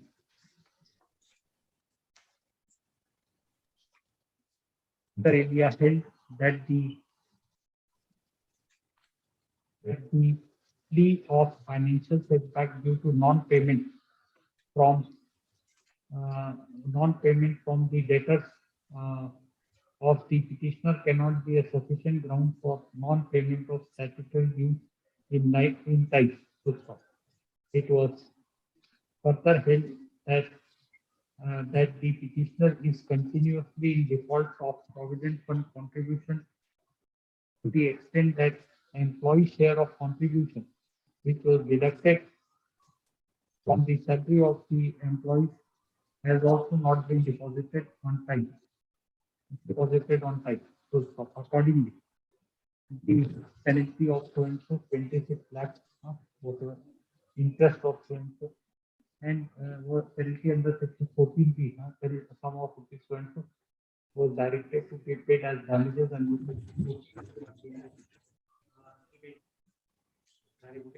sum of so and so on account of interest.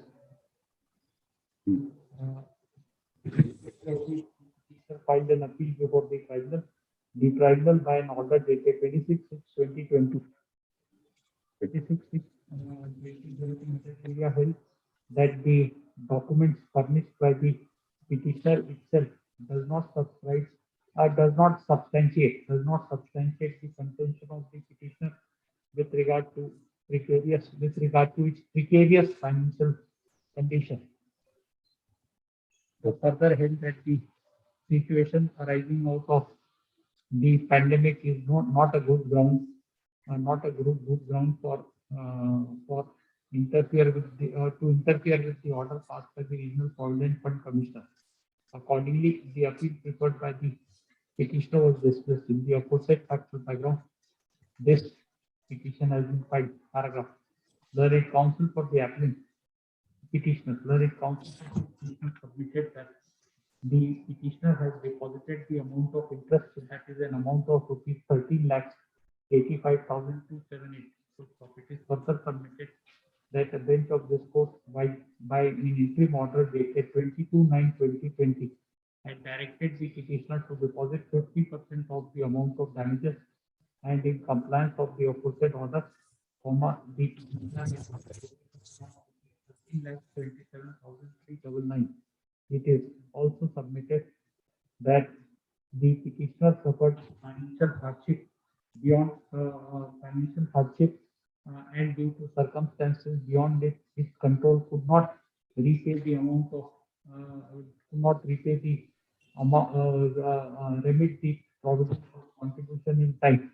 So it is also urged that there is no elements of mens rea on the part of the petitioner, and in the facts and circumstances of the case, the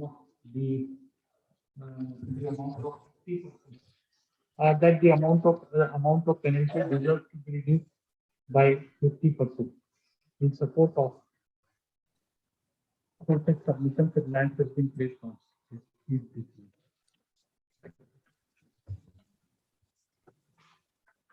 Paragraph. On the other hand, the counsel for respondents submit that the valid and cogent reasons have been exercised.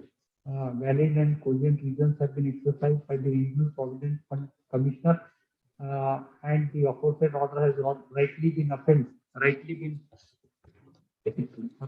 upheld by the tribunal. It is also urged that the petitioner is continuously in default, and it is not a case of mere financial difficulty, and clear and a categorical finding has been recorded by the Regional Provident Fund Commissioner as well as by the tribunal that there is an element of mens rea on the part of the petitioner in making default of the amount of making default on making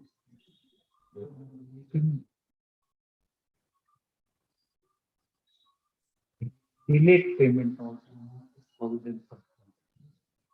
Yeah, consider very delayed.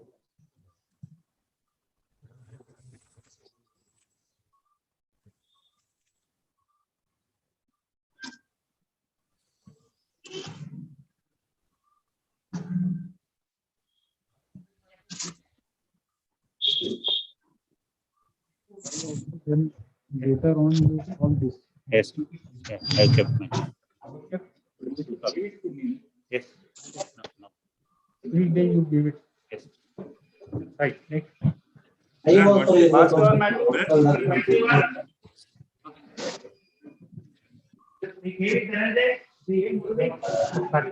Let's appear for the respondents. 21 minutes. Yes. Let's appear for the respondents. Nobody is appearing for the applicant. None. Asset also nobody appears. None for the appellant. What's his name? Abhijit, my lords. Abhijit, you are appearing for? Respondents, my lords. All respondents except respondent. Mr. Abhijit, Learned Counsel for Respondents, awaiting appearance of none has appeared on behalf of the applicant, even when the matter is called in second round, awaiting appearance of the counsel for the applicant, hearing of the appeal is deferred this on 22nd February. 22nd. May I just make one submission, my lords? IA number 2 has become infructuous. That can be disposed of. No, we remember on the last day also you were insisting. Please. We don't want that, since the hearing of the appeal itself is being deferred, we don't want to dismiss that appeal as infructuous. They will file an application for recall. So we will have to pass an order on that application for recall. Then it has to be decided. If it has become infructuous, what is the great urgency this time? No, there is no that urgency. The order should be passed today. No. Last time also you, that's why we remember. Last time also you insisted, right? I did, yes. So then what is the urgency? We are deferring it. The appeal itself will be dismissed. You only pray that they don't appear on the next date. We will dismiss it. Very well, my lords. Yes. Right. Please. 23, we actually prefer government advocate, you They have filed an IA for dismissal. What is?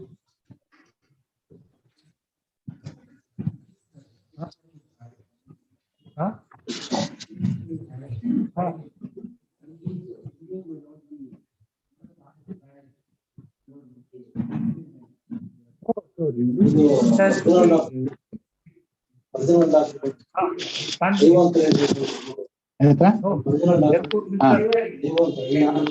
ಹೌದು.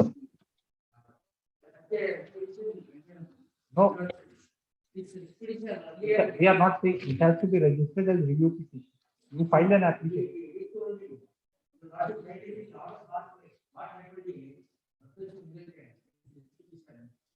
So again, please just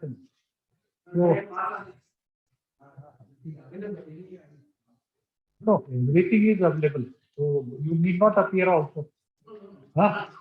Everything is available. Facts are available in the file, and books are available. So why should you come to the court? Don't come.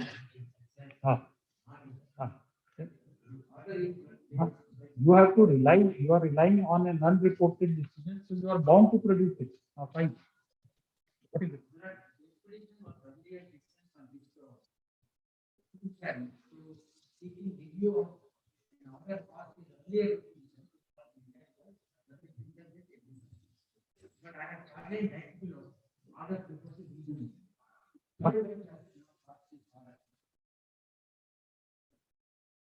I'm asking for review of an order. No, what we are saying is that it may be a review petition, but in that case, it has to be registered as review petition, not as rate petition. We are on the procedural aspect, Mr. Do you understand? Not substantive law. No, Karnataka High Court rules. If a review petition is filed, what it should be registered as rate petition. Karnataka High Court rules.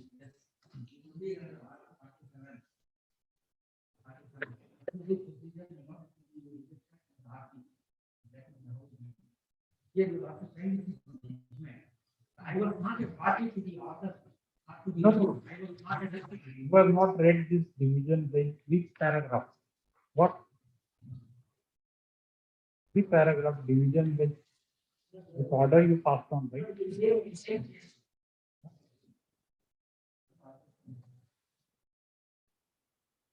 This is 63 to 54. This is division bench.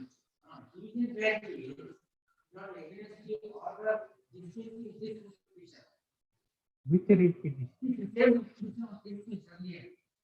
That kind of challenge will make the reach of same party. Now, corporate people Which one? This one. Present. 2019 is here by quite.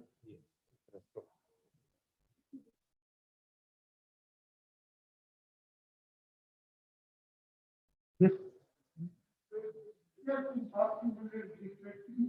No, this order has been passed. This order passed by division bench of this court in your presence. Then how can you just then this order, even if it is wrong, assuming according to you, erroneous, just it binds us. How can you again raise an issue of integrity of this? But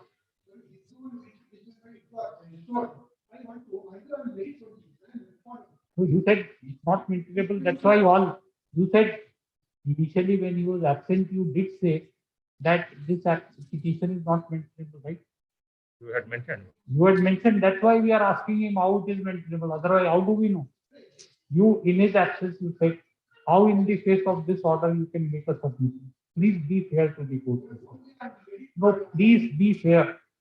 In the first round, you have distinctly said that this petition, in this petition, an order passed by the division bench is challenged, therefore is not maintainable. Please be fair to the court. And why have you, who has filed this IA 1 of 21? So why it should not be imposed, dismissed with a cost of rupees 5,000 penalty? No, why?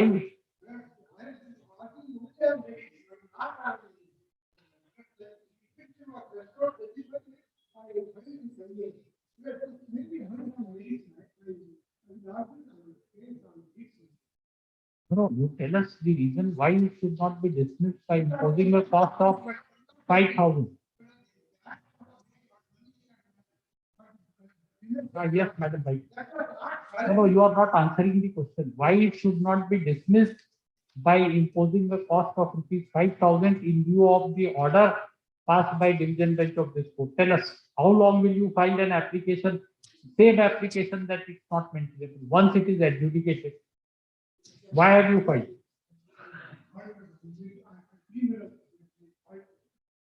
What? No, this is not a question of fault and all that. We are not electricity board dealing with fault lines, etc. Don't be under. It will be, if you don't withdraw it, we will impose it with the cost of 5,000. Yes, Mr. S.P. Prakash Lari, counsel for the petitioner. Mr.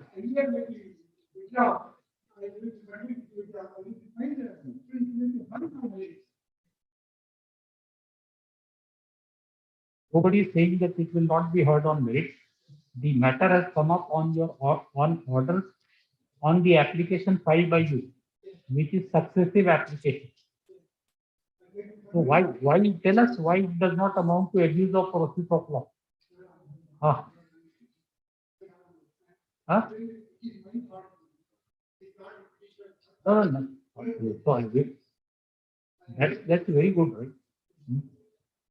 So what do you want to do? Otherwise, we are in possession. No, heard. No. Mister, please understand. You are not obliging us by telling that it may be heard on merits. We are not dependent on your concession. Fine. A clear question is being asked to you. Once the writ petition has held to be maintainable by division bench of this court, why have you again filed an application for dismissal of the writ petition? You are not answering. Fine. Go to intend to answer, then we have to. Fine. Mr. 1 and 2 government. No. Now enough is enough. We have told you we are not sitting here to convince you. Sorry. Mr. Government Advocate for 1 to 3. Mr. My learned counsel for respondent 1 to 4. Heard on IA number of 21. Learned counsel for respondent number 4 to 6 submitted that this petition is not maintainable as the same has been filed but against an order passed by division bench of this court. Full stop. In view of opposite submission, learned counsel for the petitioner has brought to our learned counsel for petitioner has brought to our notice an order dated 9th of September 2019 passed by division bench of this court in WP number 2217/2019 and has submitted that issue with regard to maintainability of this writ petition has already been concluded by division bench of this court. Paragraph. We have considered the submissions made on both sides. From the result of the aforesaid order, dated 9th of September 2019, passed by a division bench of this court, it is evident that learned single judge of this court by an order dated 12/6/2019 dismissed the writ petition as not maintainable. Full stop. Against the aforesaid order, the petitioner filed an appeal, namely WP number 2217/2019. A division bench of this court, after hearing the appellant as well as learned counsel for respondents 1 to 6, learned counsel for the petitioner, right? Petitioner, present petitioner as well as respondents 4 to 6, in the said appeal, set aside the order passed by the learned single judge and passed by learned single judge and has passed by learned single judge and has restored the writ petition. Full stop. Paragraph. Respondents 4 to 6,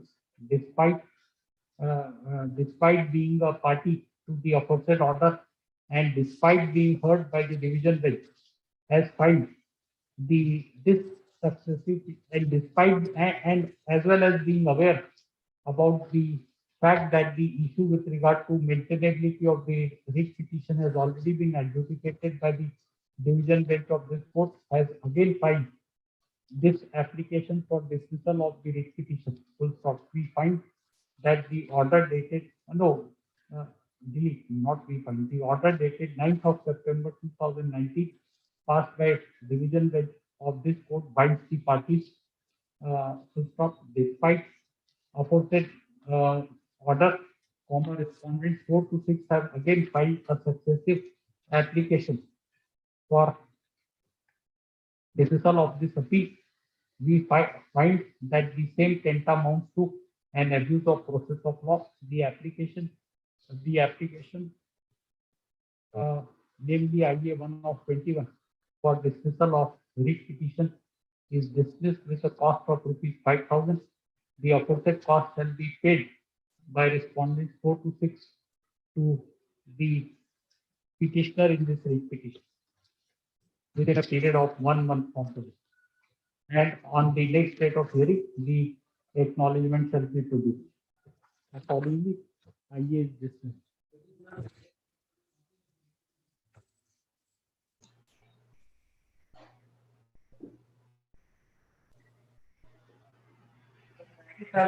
Yes. Serve a copy.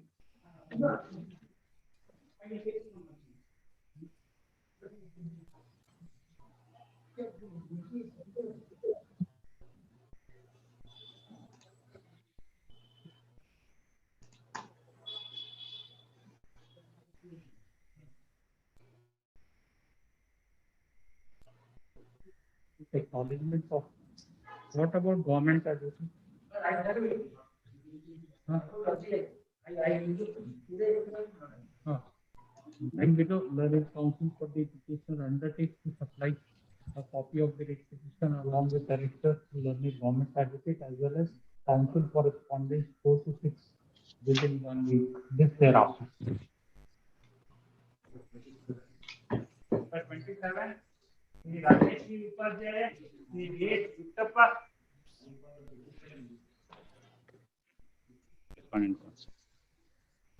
Respondent Mr. Upadhyay is not appearing. What to do?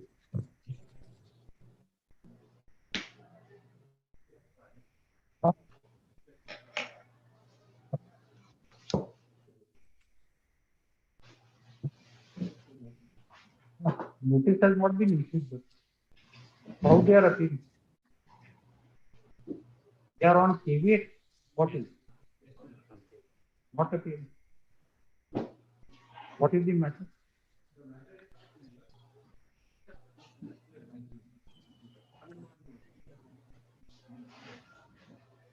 Order to make the payment. Order to make the payment. What interim order? Per month. 5/1/21. 8. 8. 8. 70.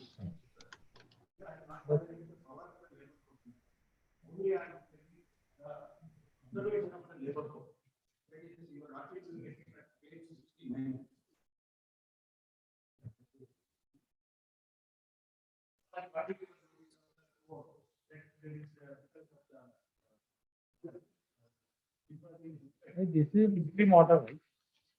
Why we should entertain a petition? You go file an application for modification, recall. No presiding officer where? No presiding officer where? No presiding up.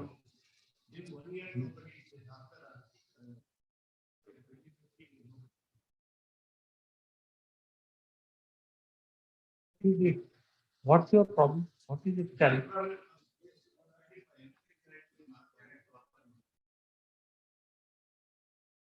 What is the point? We are here to ascertain the point. No, you are repeatedly telling us, I am not agreed by order. I am not on that point. To which point? Why have you come? We say you are not agreed. Dismissed. Hey, mister, you should learn the art of brevity. And so far, you have not told us what is the what part of challenge order you are agreed.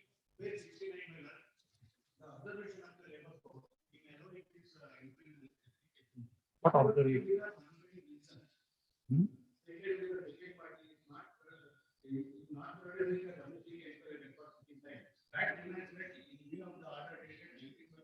Where is you reading? However, whatever. Ah.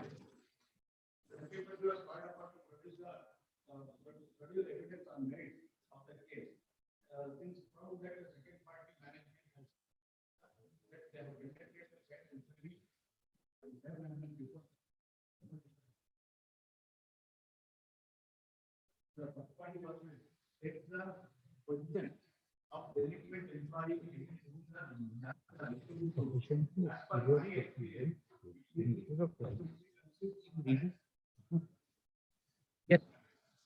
Yes. Oh, what is it? What is it? You are reading that fine. We can also read. What is it? You are agreed to?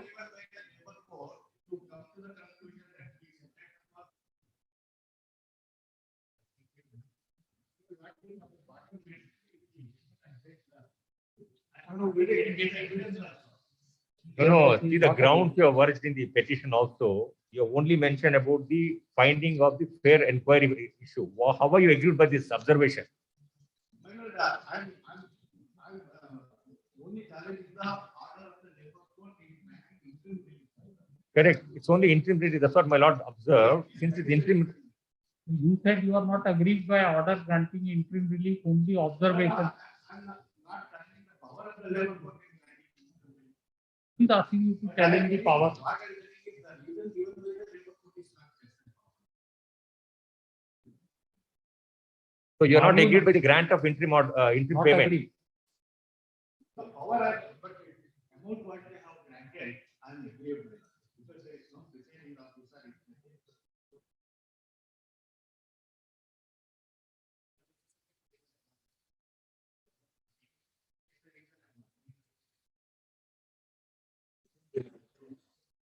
No. You are making two submissions. First, you said you are agreed with the reasons given for the interim order. The interim order is directing you to pay the amount of rupees 14,000 rupees, 974 per month. You said you are not agreed by that. What are you agreed by this order? Then why are you saying not agreed? No, I am agreed only by that, because everybody Friday said to be not carried proper number. But that is some of the matter is really in the court only after minutes I have to come before the court.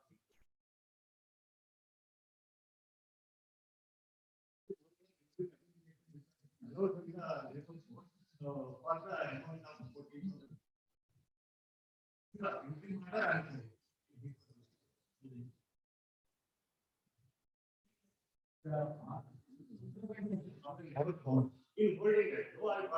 On what ground, on what legal ground are you saying this order of directing you to pay the interim maintenance payment is not tenable? What is the legal ground on which you are challenging this? My reason is that inquiry said to be, I have conducted inquiry and it has been proved that we have committed some misconduct. Nothing but paying the. So are you not supposed to make the payment in the pendency of the proceedings? No, madam. Scientifically, it is not there, but an application court can have it under section 11 of IDA. Yes. Under section 11 of IDA. But the reason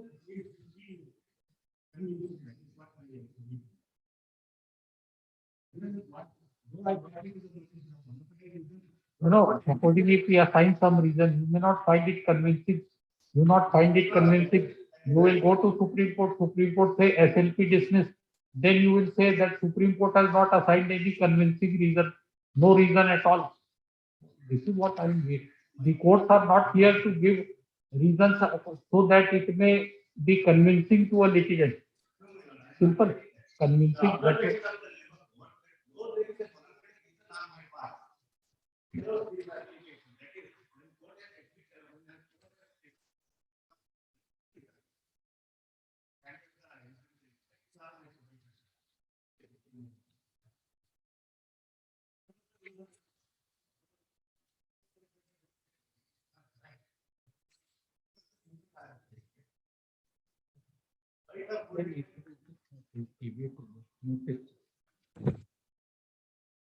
Be more clear, you are sufficiently experienced at the bar.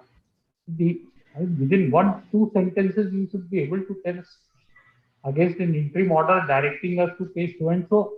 This is the reason assigned, which is not correct. Simple. You are saying, no, I am not challenging the power. So we are not asking you to challenge the power. Everybody knows 11A, the tribunal has power to interfere with the punishment if it is disproportionate. We don't know what reference. Why are you making reference to 11? The court has ancillary power. Once whether the Constitution say that while entertaining a writ petition, High Court we can pass an interim order. No, this is an inherent power it vested in the court. While dealing with the main matter, we can grant interim. Really don't know. Yes, fine, thank you. We'll hear you on some other day. Be better prepared. Don't read the order here. You should be in a position to tell us this is the order. You are reading here.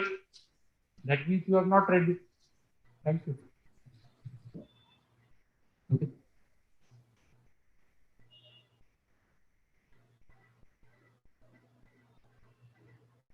But that is the Basura, yes.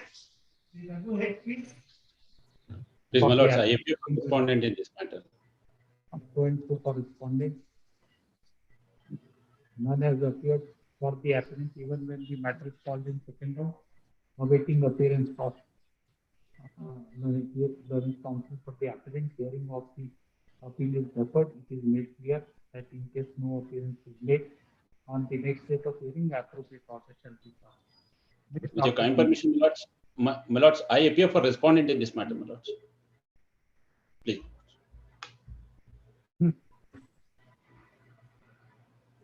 For final hearing, number 39, CH Ramlingam. My lord, I am for the. My lord, I am for. Very good. My lord, I am for the respondents, my lord. You have attained MOX 3, NOC Wakalat, right? My lord, I am for the respondent, my lord.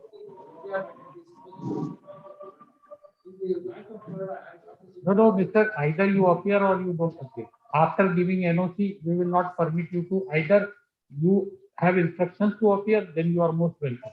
If you are not, don't appear with a begging bowl. We deprecate this practice because we respect you. You are an officer of the court. They should come to you to give instructions. Don't, after giving NOC, appear on behalf of your client and tell us that he wants me to do this. Nothing. You are an officer of the court. We hold you in high esteem. Don't do it. If he is not instructed, they will suffer. Why should you bother? Yes. You have given NOC. Good enough. Thank you. Yes. Yes. My lord, I have one submission. I pay for my lord 4 and 5. My lord, I undertake to file Vakalatnama. I undertake to file Vakalatnama in this matter. No, I undertake to file Vakalatnama in this matter, my lord. Kindly have it, my lord, after 2 weeks. I'll secure the my lord instruction. Apart from that, my lord, I'll take the documents also from my lord existing lawyer, my lord. No, take 1 week, do it, otherwise you can't do it. Don't appear. Kindly have it, my lord. Kindly can be 2 weeks time, my lord. I'll. No, 2 weeks. This is a 2009 matter, mister.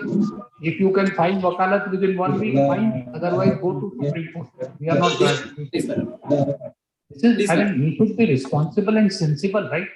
Please, madam. You should have some sense of proportion. 2009, 11 years have been passed. With a smile, you are saying, why then 2 weeks? Why not 4 weeks? Because you are a public sector bank, right? Why 2 weeks? Because your officers sleep. They don't come to the court. They don't come to the bank. There is a COVID, and therefore, I mean, you want 4 weeks. Why not? Why 2 weeks? My lord, I will file a Vakalatnama, my lord. In a week's time, my lord. I'll assist this. No. If you can't file it, I mean, this don't appear. What is 2009, madam? Madhi presence. What's the name? Two and three, 1 and 3. I'm for the 1 and 3, my lord. I'm for the 1 and 3, my lord. Let Wakalat be filed within 1 week. This on 28th February. Grateful, my lord. Deeply obliged. Member party. Yes, Manjunath, government advocate.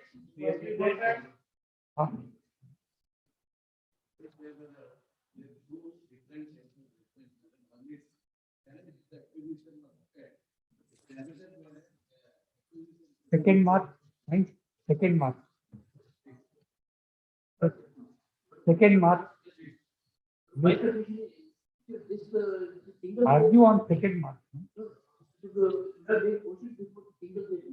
Right? I don't know.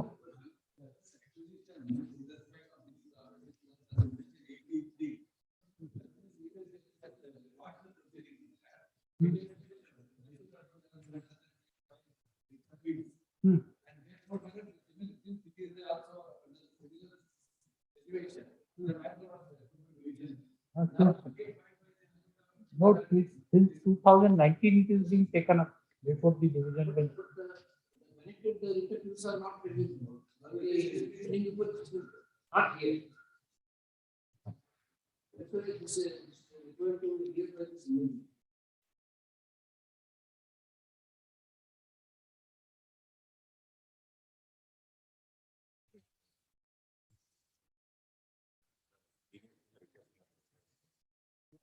there is a 21-8, an order there.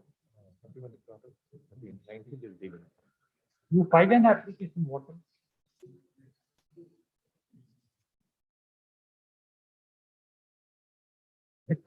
Learned counsel, this way we decide learned counsel for respondent 1 and 2 pray for adjournment to enable him to file an application.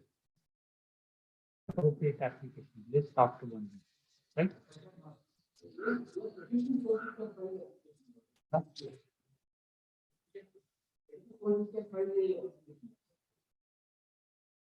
What I mean, see, Mr.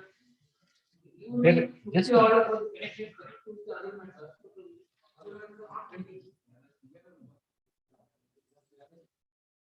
so there is an order by this court. That's why, Mr. Desai, oral submissions, anything can speak anything. Have you been sleeping since 2019? Last date you appeared, 2nd February. You did not point out that he should go before single bench. Now, after 2 years, how have you woken up? Prima facie in the file we find. We are not supposed to explain it to you, Mr. Please understand, this court is not sitting here to explain things to you and to convince you. If there is an order, we can straightway proceed to pass an order that Mr. Desai, without going through the records of the case, has made an oral submission like this, and in view of order dated 21/8/2013, this submission is rejected with a cost of 5,000 rupees. Will you like it? No. So that's why we are asking you, please go through the record, see what is it, then file an application. Please, since 2019, it is coming up before division bench. You have not raised any objection so far. You have appeared. Last time you have appeared before division bench, you didn't point out.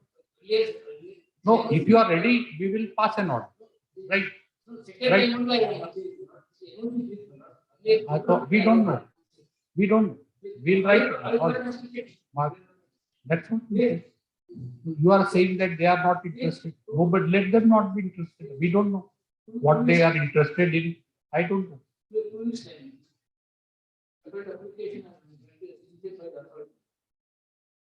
Application for listing this case before single bench. Why do you need 2 weeks? You said list after 1 week. Do it. You are you are urban development authority. So your officers don't come to the office because of COVID, right? They will not come to you. Fine.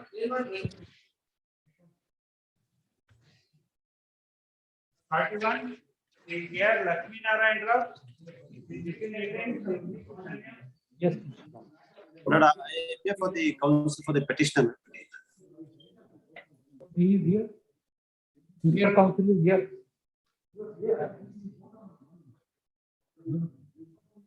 I'm sorry, Lord. I listen.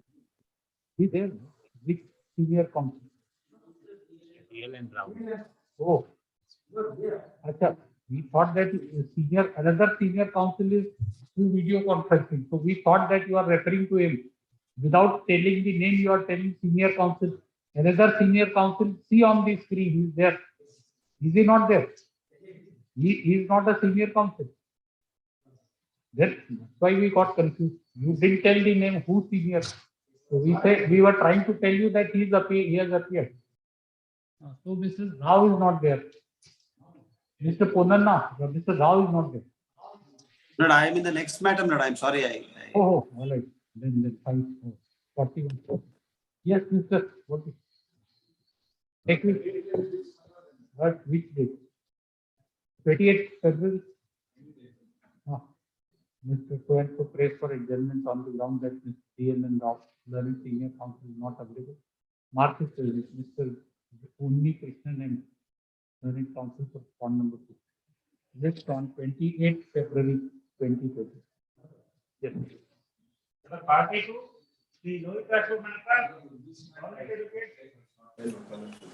But in this matter, Lord, I'm appearing for the counsel for petition. Yes. Speak into the mic so that he can hear. So, Mr. Ponanda, have you heard counsel for respondent pays for a short adjournment? Mr. Is a 2012 matter, Lord. 12. What to do? The 2009 matter, we had to struggle. Council was taking 2 weeks time to find wakalat. We had to tell him that please do it within 1 week. So it appears to us that in every case we are interested, we are parties, and some benefit will accrue to us if it is allowed or dismissed. So at times we feel like that. So we have to persuade you all to argue. Whatever. No instructions, happiest person. See, you should be happiest person on the happiest person on earth. You have obtained moksha. No instruction from the client, no responsibility. Say so and walk away. Not done. Why? If client is not giving instruction, you don't have responsibility. No, not without instruction. You are not party to this petition. If you have no instruction, you are telling us. We are not saying.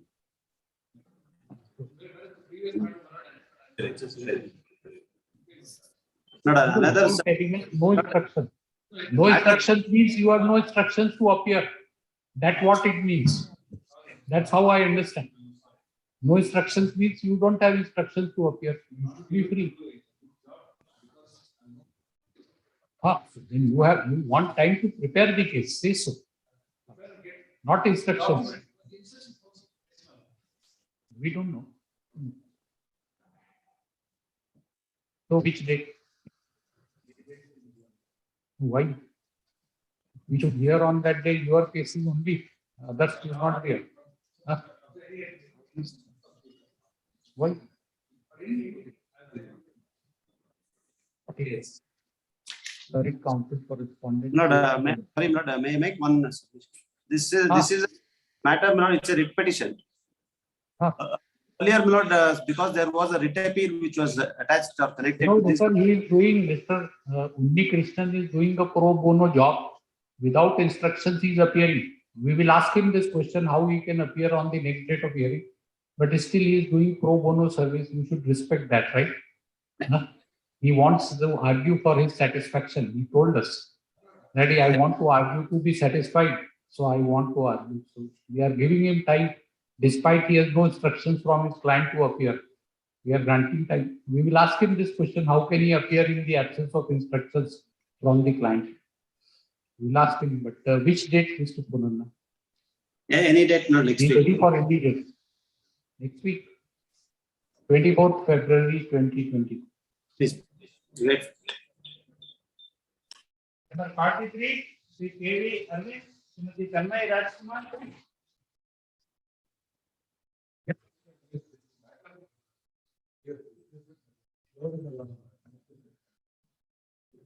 Oh,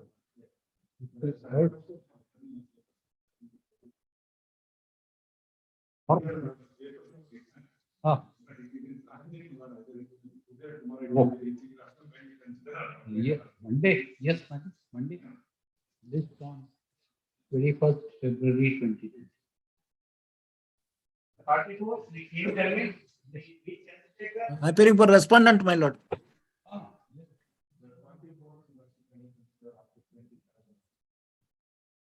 What? 25th April, February, Thursday. Yes, madam. 24th, 25th February. 45, Sri Balram Madhav, Sri Arvind.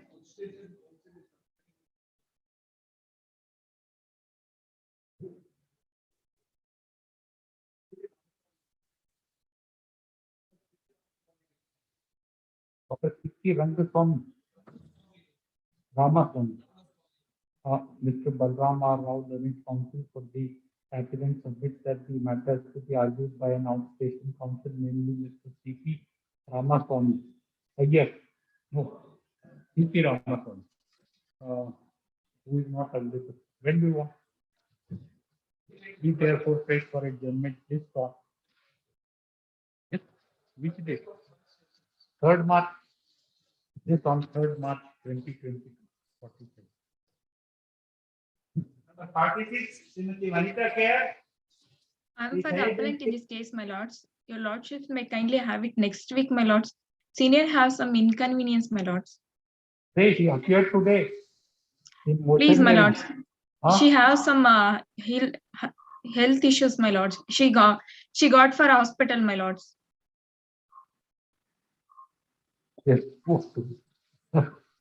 Which day, madam? Tell us next week. Which day? Your lordships may inconvenient, my lords. Your lord, any date, my lords. Tell us the day of your convenience now. For every day. Huh? 3rd or 4th March. Yes, madam, 4th March is all right. Please, my lords. Please, my lord. After presence and state council, senior counsel of the respondent, learning counsel of the applicant pays for adjournment on the ground that the applicant counsel is not available on account of personal difficulty. List on 4th March 2020. Grateful, my lord. Yes, madam.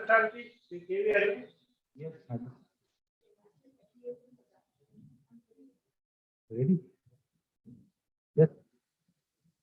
How much time will you take, madam? 20. We don't have time. So, 25th February, Friday. After present, Mr. K.V. Arvind, Learning Counsel for the Revenue. On account of paucity of time, the matter could not be taken up.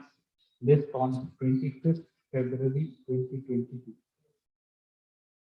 Number 48, Sri Krishnamurti, Government I appeal for petitioner, my lords.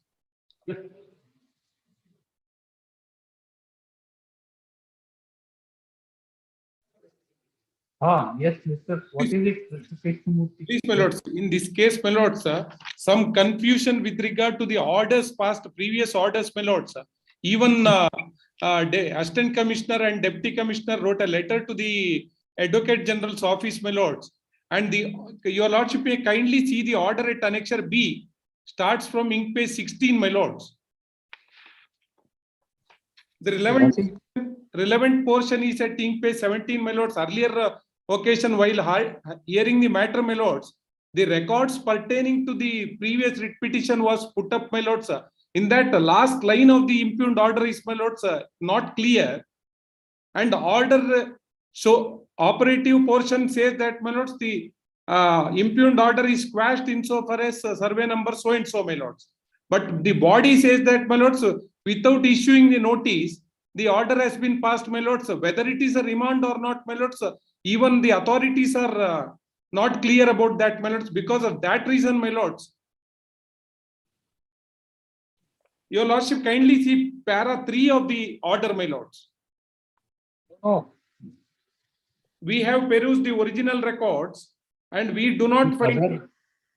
To other something responded, what order remains undisturbed, right? Something. This is handwritten, not valid. Insofar as 2 survey numbers only, my lords. So what is it? So there is a confusion. So now the body of the order says that, my lords, the order of the land tribunal is quashed and virtually it is nothing but remand, my lords. Without issuing notice to the landlord, this order has been passed. That's what the observation, my lords. At para 3 of the judgment, my lords. But operative portion says the order of the tribunal cannot be sustained and the same shall stand quashed insofar as it relates to 2 survey numbers. That's great. So you are respondent in that petition, right, sir? Yes, my lords. I am not saying that, my lords. I am in position even today, and only the problem is that, my lords, remand order is not there. That is why they are not conducting further inquiry, my lords. Your grievance is that the order dated 6th of January 1994 has been passed without giving an opportunity of hearing to you, right? This is what you say. No, to the original landlord, my lord. See, the landlord filed the writ petition. Now I am not coming in the way of conducting a fresh inquiry, my lords. Your lordship kindly see the order of para 3, my lords. The opportunity was not provided before the revenue authorities. Yes, my lords. Yes. And you are a tenant. Yes, my lords. I am tenant. Even today, I am in possession of the And this petition was at the instance of the owners. Yes, my lords. So you're trying to read para 3. Yes, my lords. Yes. It could be a case of remand. Yes, my lords. Yes. So you have no objection if the matter is remanded. Yeah, no, I have no objection, my lords. Let the matter be heard, my lords.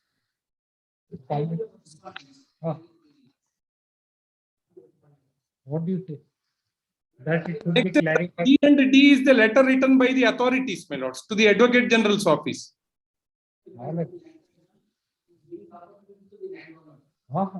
For everybody. Why to land? Yes. All right, we will remand it. Please, my lords, please.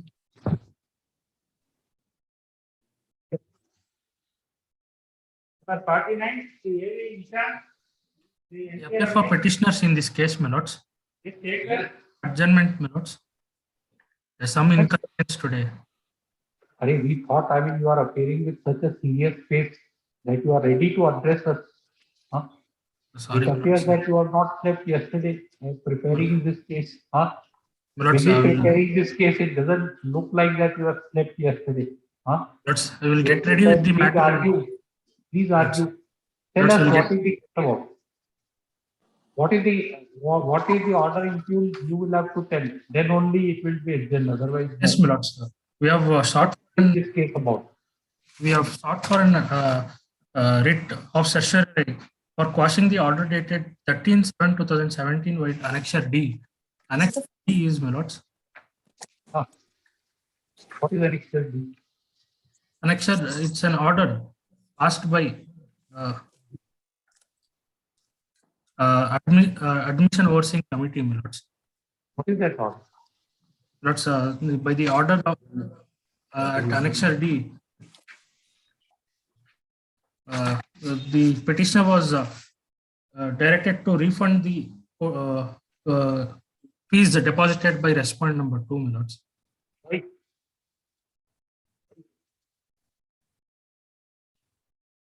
Lords, I will get ready with the matter. Tell us, read Annexure D. You will find why. Read Annexure D. Read Annexure D. Yes, my lords.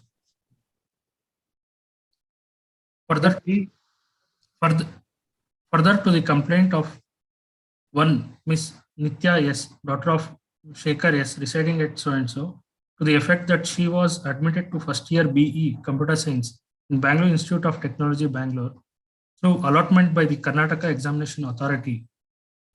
Subsequently, in the casual vacancy counseling held by the KEA, she was allotted a seat for MBBS course, as a result of which the earlier allotment in your college stood automatically cancelled. It is complained that at the time of admission to the BE course, she has paid a sum of rupees 23,850. Then upon allotment of seat to the medical course, when she approached the college authorities for return of the original documents, there was a demand for a sum of rupees 68,850. And in the light of the fact that the last date for admission to the medical course was slated on 13/9/2015, she was compelled to pay the said amount under protest, and it is only thereafter that the original documents were handed over to her. Therefore, a sum of rupees 92,700 was paid by her. It is in this background that she has approached the Admission Overseeing Committee for appropriate direction to the college to refund the amount illegally collected from her. The committee, by its show cause notice dated 2/11/2015, had called upon the college to offer its explanation in the above circumstances. No reply was received. A reminder notice was issued on 9/11/2015, and there was no response from your side. Therefore, this committee is left with no alternative to pass the following order. The University Grant Commission, New Delhi, has, by its notification of December 2016, has issued guidelines as to remittance and refund of fees and other student-centric issues by which your institution would be bound. As per paragraph 4.2.2 of the said notification, no institution shall charge fees except for the semester/year in which a student is to engage in academic activities. Collecting advance fee for the entire program of study or for more than one semester in which a student is enrolled is strictly prohibited.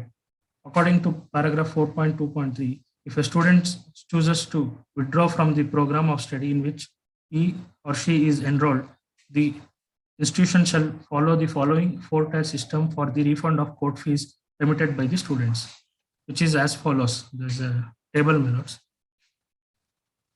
In the last paragraph, therefore, in the instance case, you are certainly bound to refund a sum of rupees 68,850, which has been collected, being the fees for the entire course of study, insofar as the sum of rupees 23,850, which was collected towards first year of study, shall be refunded according to the percentage prescribed above.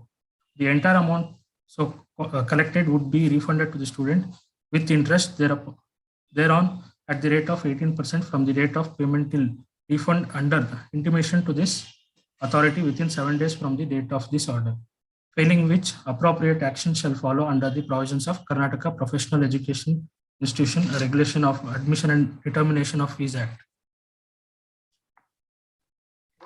Why you have been directed to refund the fee? Since the respondent number 2 opted to transfer to a different course, my lords. And she sought for refund of court fee and documents, my lords, original document. Okay. Court fee. College fees. College. Yes. Lords, I will ready with the matter fully, my lords. I will argue the. Be ready. No, you are a young man. Yes, my lords. Why you not be ready? Lords, has come after 3 days, my lords. No, what we are discussing is this the amount of confidence you have in us that mere for asking we will grant an adjournment. For a moment, did you think that supposing what happens if the court doesn't grant adjournment? Yes, my lords. For a moment, did you think? But unfortunately, it's not your fundamental right, right? Yes, my lords. Seek adjournment. Which part of the Constitution, which article provides that whenever the matter is listed, you should appear and tell us that you don't want to argue. And we are under an obligation to adjourn it every time. Why? Did anybody tell you that if you go through the file, you will suffer from any disease or you will have viral fever? No. I read the papers, my lords. I was not fully prepared, my lords. Fully prepared. So you. Not 1 week time. I will. No, not 1 week. Tomorrow. Not 1 week. Don't sleep today. Don't sleep. It's 1:30 now. You have almost 11 hours at your disposal. So get ready tomorrow. Sorry, my lords. Next Monday, my lords. Why? You will argue. So you can't prepare the case in 11 hours. Lords. What will you do? Now? What will you do now? After 1:30? Lords. Go and pray for adjournment on the ground that arguing counsel is not available. This will be next week. You will argue, Mr. We are adjourning it, but you will argue on the next day. Fine.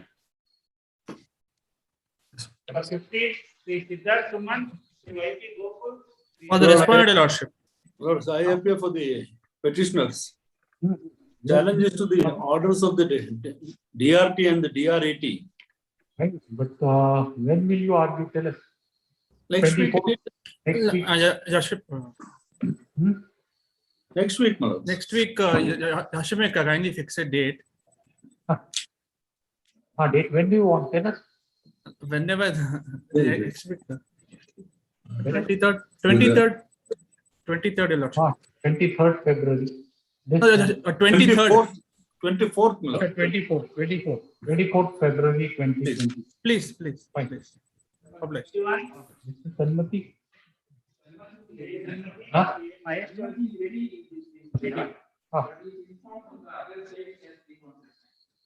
There nobody is there. Your Lordship, I'm appearing for the respondent, Your Lordship. Yes, madam. Your Lordship, we've sought for certain Sridhar, madam, right? Mr. Sridhar, learned counsel for the revenue. What's her name? Krishika Vaishnav, your lordship. She wants praise for it.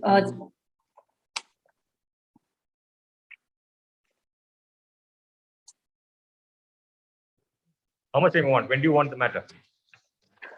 Sorry, your lordship, there was an issue. So I want 3 weeks time, your lordship. I've sought for the documents from the client. We'll argue the matter after 3 weeks.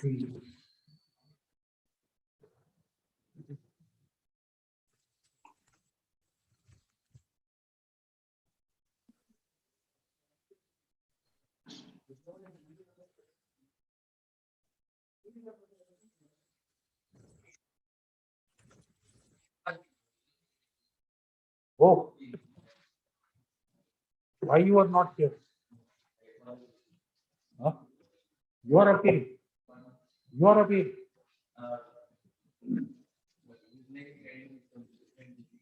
All right, 30. Both the appeals. 30. Huh? 30. We will say to walk 27. What's your name? Learned counsel for the appellant has filed a memo seeking leave of the court to withdraw the appeal. The official memo is taken on record. The appeal is dismissed as withdrawn. Same order in USA 3 of 2017, right?